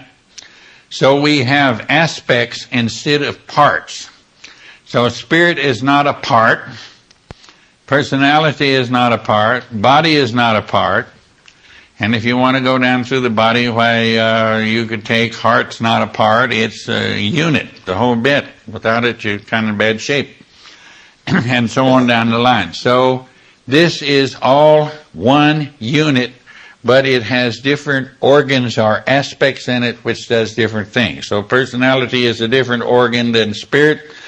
Body is a different organ than spirit or personality. But they all work as one because it is one, and we only divide it up in saying these for purposes of our language so we can talk about a unit. Does that help answer that all right, sweetie? Yeah, what and how. That's the main thing. Personality takes care of what, and spirit takes care of the how. Personality says, I'm going to have a ham sandwich. Spirit turns the ham sandwich into flesh and blood, which the personality could not, under any stretch of imagination, do. And we've never seen spirit wander into a restaurant and order a ham sandwich. Have you? Been around them a lot. Run a few of them myself. Never did see that. Okay. Thank you for that question. Donna. Does spirit ever guide the awareness into the thoughts of? I couldn't answer that, but I don't think so. I don't think so. I think it is the responsibility of the unit, which spirit knows how to do it, but the personality has to come up with the what. I want to be conscious. And then spirit knows how to help bring it about, okay? But I don't think spirit ever strove with anybody in the wee hours of the night to get them to be more conscious, no matter how conditioned they were. I don't think so until there's a little spark of awareness get in and says, wait a minute, this is all screwed up and I've got to get it straightened out a little bit, okay? Now, when there is a desire to do it, spirit knows how to do it like it does everything else. Where do you think all this material came from? Spirit supplied it.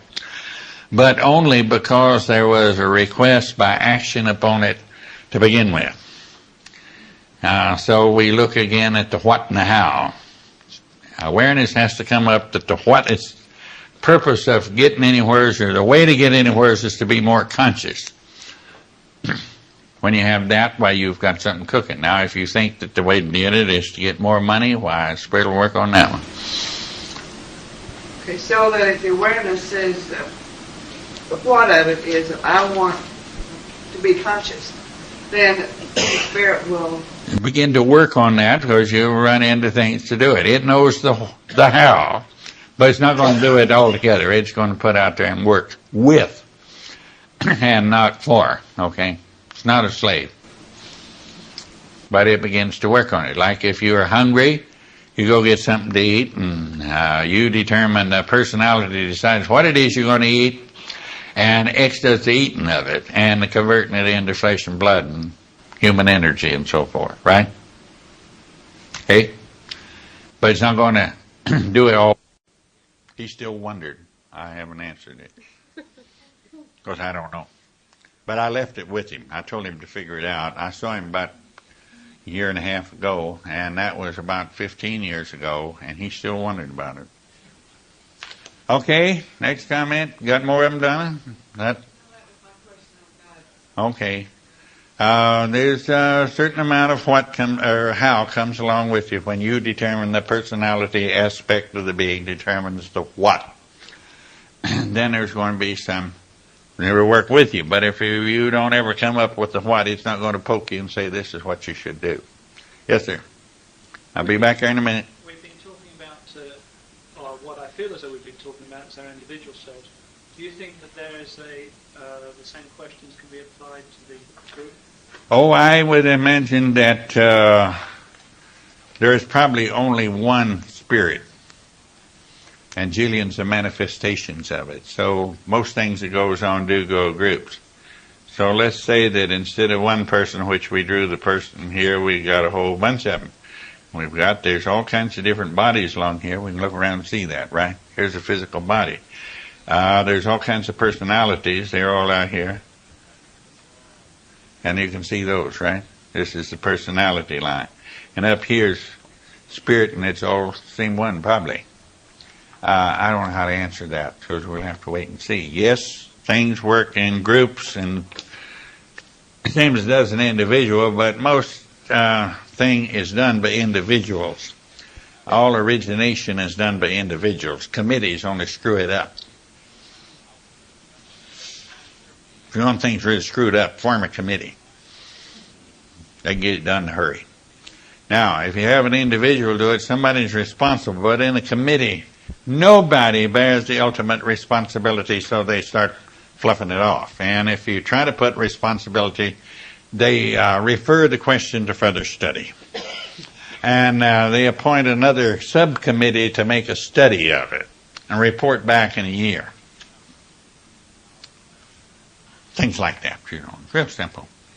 Yes, sir. Would you differentiate the false personality from the personality? If I understand the way you're using the personality.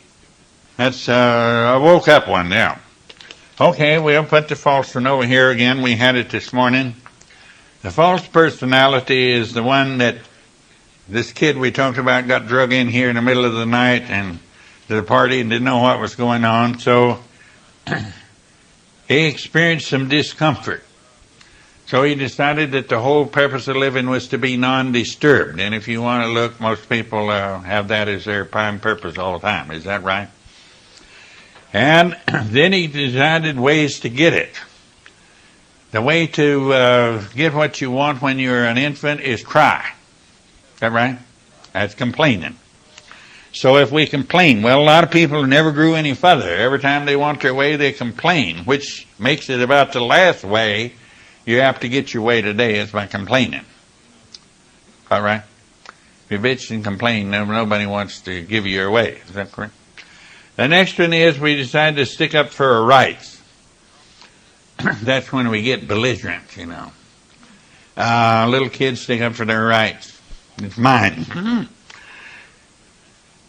An awful lot of people are sticking up for their rights all the time. And if you stop to look at it, you don't have a right one.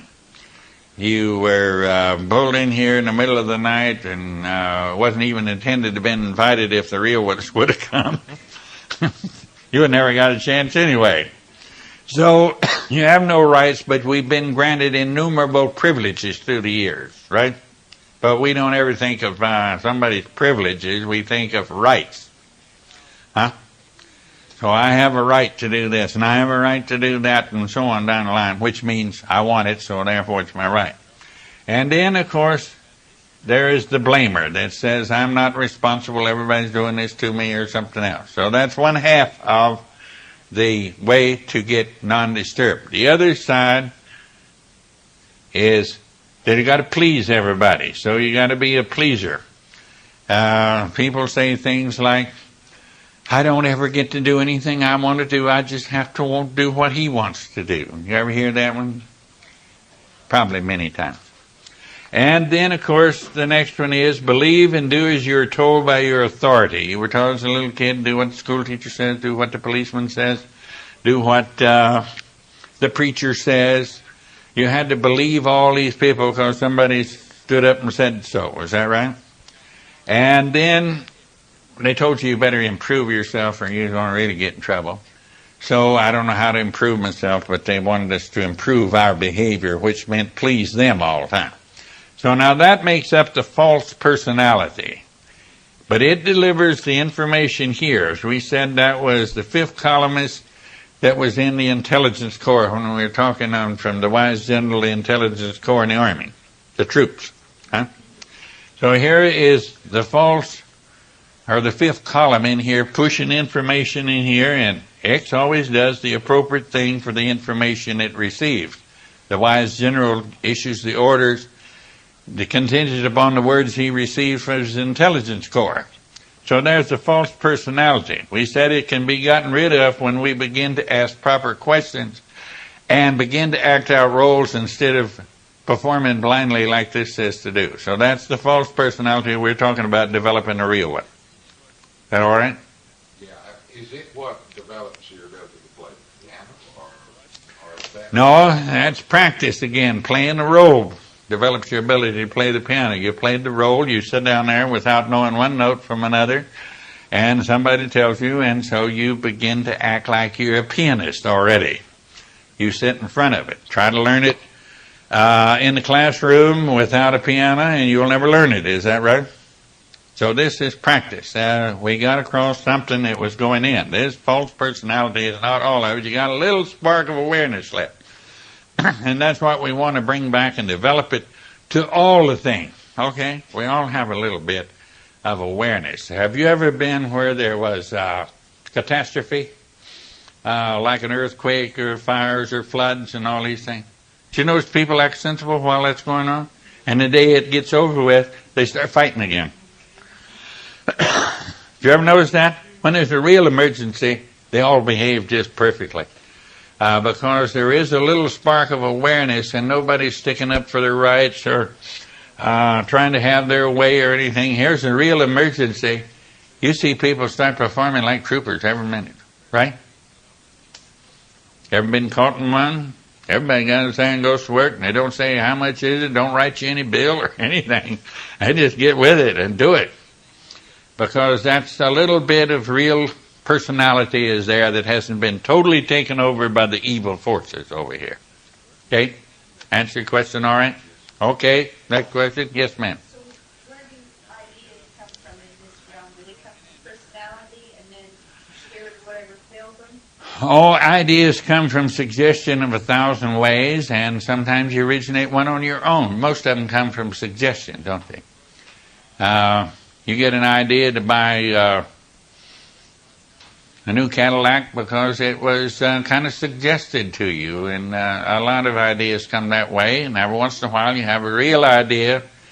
Not very many unless they're kind of hinted at by somebody. So there's a million false ideas, and there's a few real ones. A million false ones, though. What I'm thinking about, like, when I go into meditation and an idea comes to me, or I come to an idea.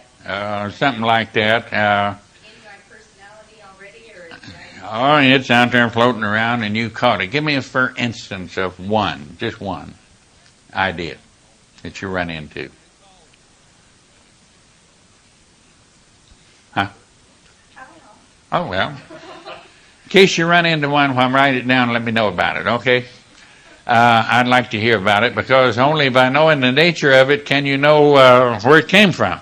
How about if you were experiencing a sickness and in a prayer or when you're just looking out at something pretty and the idea came, you're whole and healthy? Well, I've heard people say that obviously weren't. Yeah.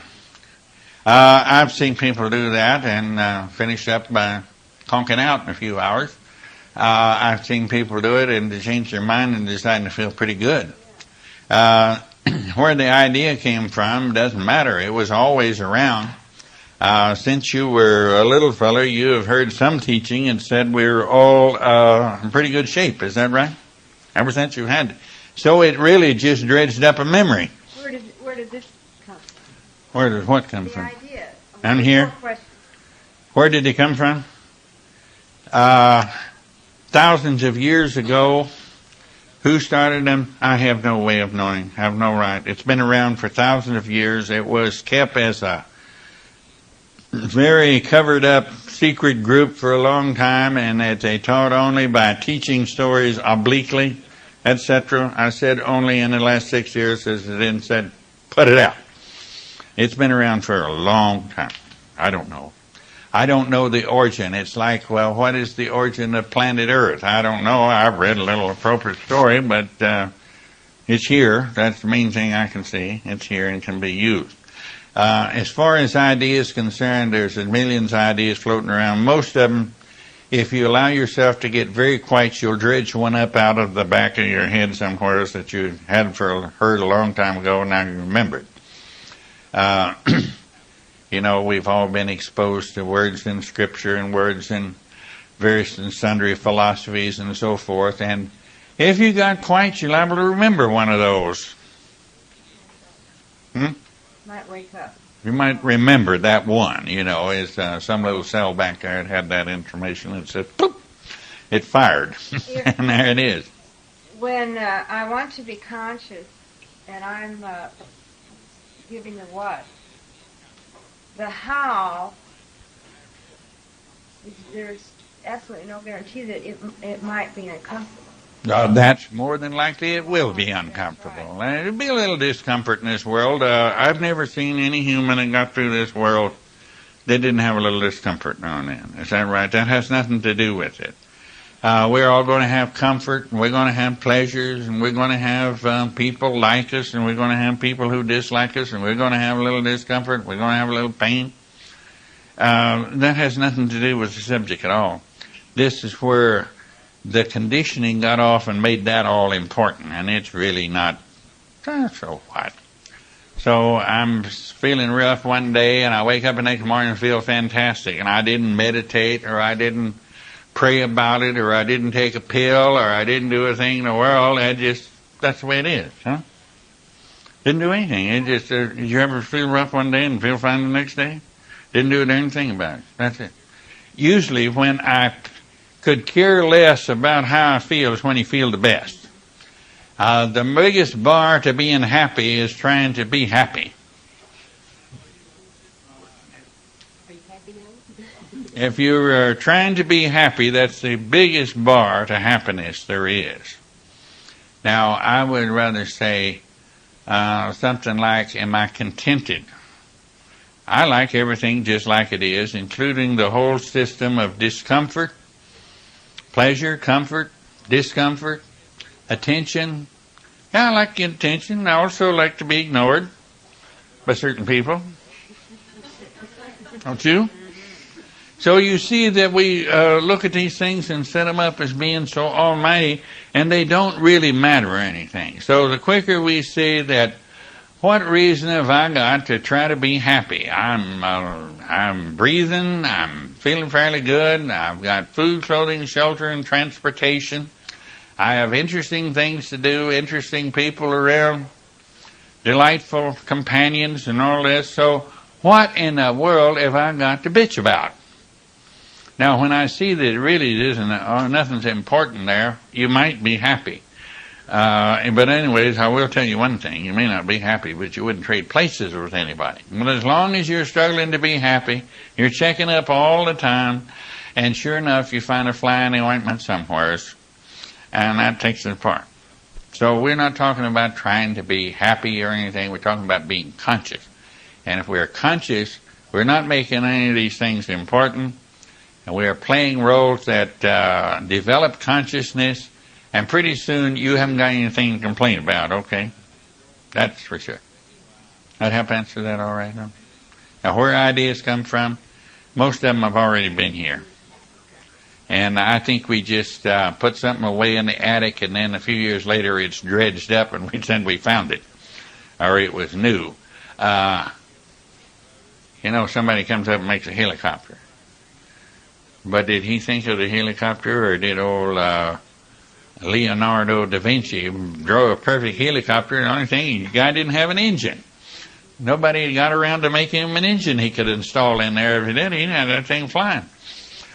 So he didn't probably invent it either. He got it from somewhere else. But he had to wait until somebody made an engine before he could get the thing going. He had it made a long time. He had that helicopter a long time ago. I don't know where ideas come from. I don't credit it. I know that certain people who want to feel important say, well, I was sitting and God put it in my mind. Or the idea came to me out of the blue. Whatever that may mean. You got on a blue shirt? Maybe that's where it came from. Huh? Suppose that's where it came from? Might come out of that. The other words, they want to appear that they're very favored people and that some great powers up here is making something very special out of them. And so they have all these things. They couldn't just say, well, I woke up one morning and decided I'd cook beans for dinner tonight. And they couldn't come up with something like that. They have to have that the Lord told me to cook these pinto beans today, but to be sure and put a little pork in them and so forth. And on and on and on. It's a way to feel important. It's a way to say, I'm a big wheel. God's sitting here telling me all sorts of things all the time. Yes? How's grace? Well, grace means a blessing, I think, doesn't it? I think anybody is blessed very decidedly that the moment they do anything consciously. And any time you're around somebody that's conscious, even a little bit, you will feel nice because that consciousness radiates and you are blessed by it. That help answer your question? In the Orient, that word is called baraka instead of grace. And it means exactly the same thing. We are working at the present time on a group of people, not me, just involved in it a wee bit, and making a movie called Baraka, which will attempt to show in visual activity and so forth how blessing works. Have you ever walked down the street and suddenly had a real good feeling? You had Baraka or grace from somebody. You may not even know who it was. Have you ever walked down the street and suddenly felt very low and depressed and miserable? Somebody gave you the opposite end of that show. Somebody just walking by. They didn't intend to give it to you. They just radiate the stuff. It's around them everywhere you go. They carry a little black cloud over them. It used to be a cartoon with a little guy with a black cloud over his head. That's him. Then there's another one goes around and it's got a little circle, a little halo around the head. One dishes out blessing and the other one dishes out misery. They're all over the street. Now, thank goodness most of us can insulate ourselves a little bit for that, because I know a few people that are so sensitive to that they can't walk down the street without being miserable. I like to wear a little suit of armor. I don't want to pick up all that junk out there. I might miss a few good ones, but I'll miss a lot more of the other kinds, so I'd rather wear my armor down the street. Okay? Yes, ma'am. What's my armor? Knowing what I am. Okay? I know what I am, and that keeps all that stuff off of me. If I just forget what I am, then it'll hit me. I don't have my armor on. I went out without it, and I'd rather not go down the street without my armor on. Because you'll have to pick up a lot of miserable stuff to bring home with you. Are there other types of armor? I probably so. I don't know. I never used any other, but there's more like the others. Probably. I prefer to use one that's very handy. I know what I am. Does that answer your question all right? Okay? Yes, sir. You might talk a little bit about going from acceptance to agape. Okay. When we accept things, is that what you're saying? We feel that's a necessity or something else, and we accept people as they are. That's putting me on the back that I'm a big guy and accepting them. Agape is that I see that what they're doing is that everything they're doing, they feel it's right, proper, justifiable with what light they have. And that's what I use, and so I don't need tolerance and so forth anymore. I replace it with love. And so instead of just accepting something, you see reality or understanding. You're conscious of their actions and their motives, and you're not patting yourself on the back, well, aren't I a good guy that I accept this jerk for what all he does, and I'm still accepting him. That help answer that all right? Change from the way you see it. It doesn't change anything else out there. It changes where they're the way I perceive. I perceive I'm a good guy. I accept these people. Even though it takes a great man to be able to accept this person here. Okay? And the other one is I see, well, fine, they are wonderful just like they are. And, the greatest day you come along is when you look at this world and say, well, it's very wonderfully put together. This big party is doing fine. If I'd have designed it myself, I could have done better. So I don't need to change a thing in the world. That's the day we in struggle, conflict, and resistance. Now we can go merrily on our way playing our appropriate roles that we choose, not somebody else gives me, and you develop in conscience in a big hurry. I don't know of anything that needs to be changed today. Do you? No. Nothing. You've got some things you'd like to have changed. No, and they don't even need. It doesn't matter. It well fits into the scheme of this big party. Okay? Okay? Yes, Marcy. You said that 6 years ago they decided to lay out plan. I said it was considered that it was time to lay out the stuff without bothering with putting it, hiding it in stories or covering it up or making allegories out of it, and et cetera. Okay? Okay, my question is, did some personalities decide that? Or did Oh, you yeah. make that decision? Huh? Did the spirit make that decision, or did the... Some personalities that are pretty well, that are understand what they're doing. Some conscious people that looks like you and me and the rest of us said, wait a minute, we got this material, and it's so needed in the world we can no longer bury the dog deeper, so to speak. And that used to be one of the phrases they used. Well, bury the dog deeper. So keep it so the person really had to dig to get it. And they decided that material was so urgent for people to have now that we could just lay it out and see what people would do with it. And no longer felt any duty to make them work for it. Okay? No. I've been rested. I'm going to start one pretty soonly. One different from everything that's been run. I'm going to start one. I've been goofing off from the ordinary day's work, kind of generate a little energy, and I'm going to start a school. And schools are run different now than they used to be. But we'll have one for long. I probably be a reference to it, yeah. Probably be a little reference to it and says it's doors open. If you get invited, well, come on over. Okay? And it probably won't be in Arizona. Huh? Oh, yeah, come to the party. But it will be a party, okay? Okay. Think everything's had been covered that could be covered? You all right back there, huh?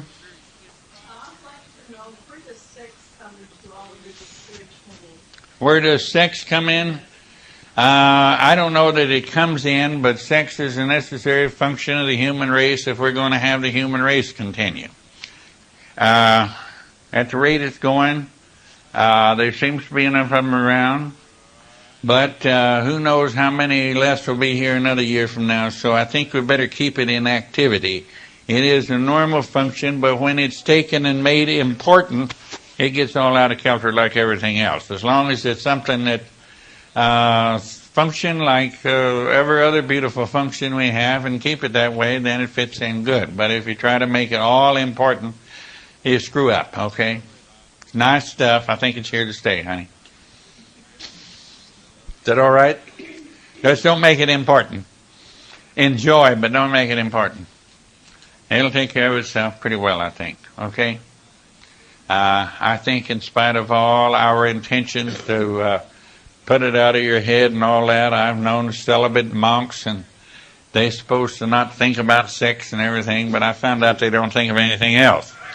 When it's quite free and it's all right and you haven't made it important, you only think of it on occasion, okay? Then it's worthwhile thinking about. Okay? Another question, comment? Well, go. But the answer to these questions, clear the four dual basic urges. What does the four dual basic urges? No, I say that the answer to these questions, clear up those. Oh, that knocks all that stuff out. Yeah, if you get conscious, you see what a joke that was. Who wants the four dual basic urges? You'd be like you wouldn't have nothing. If you wanted to be totally non-disturbed, the best thing to do is make you unconscious. Is that right? Good. So you see, the usual purpose that everybody's working in is what these folks were drug in from they brought to the party in the middle of the night. They all wanting to go back where they were, unconscious. Usually takes them from up to 70 years to achieve it.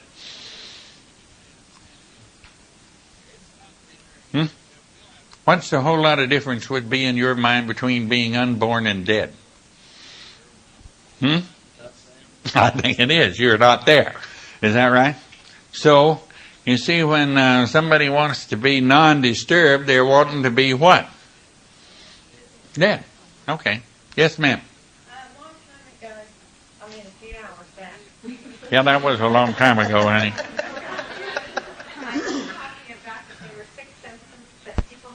Yeah, only 6. Yeah. What are the 6 symptoms? Well, you've probably had them all. Pain, soreness, shortness of breath, tiredness or fatigue, and tingling and itching. You ever watch and see that everybody itches all the time? You watch people on television, very dignified people. And you watch monkeys, and they're doing the same thing. The only thing monkeys are a little better, they have another monkey there scratching them.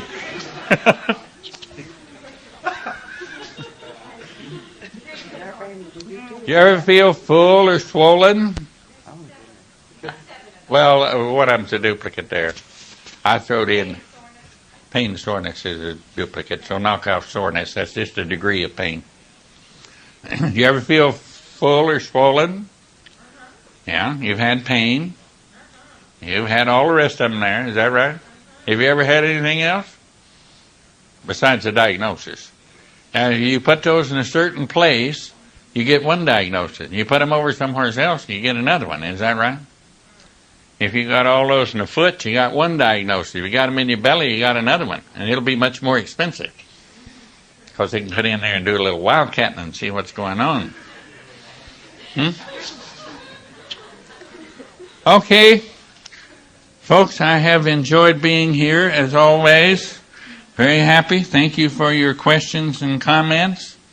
And it's indeed been a pleasure to share with you some little something that I think you can use. Thank you.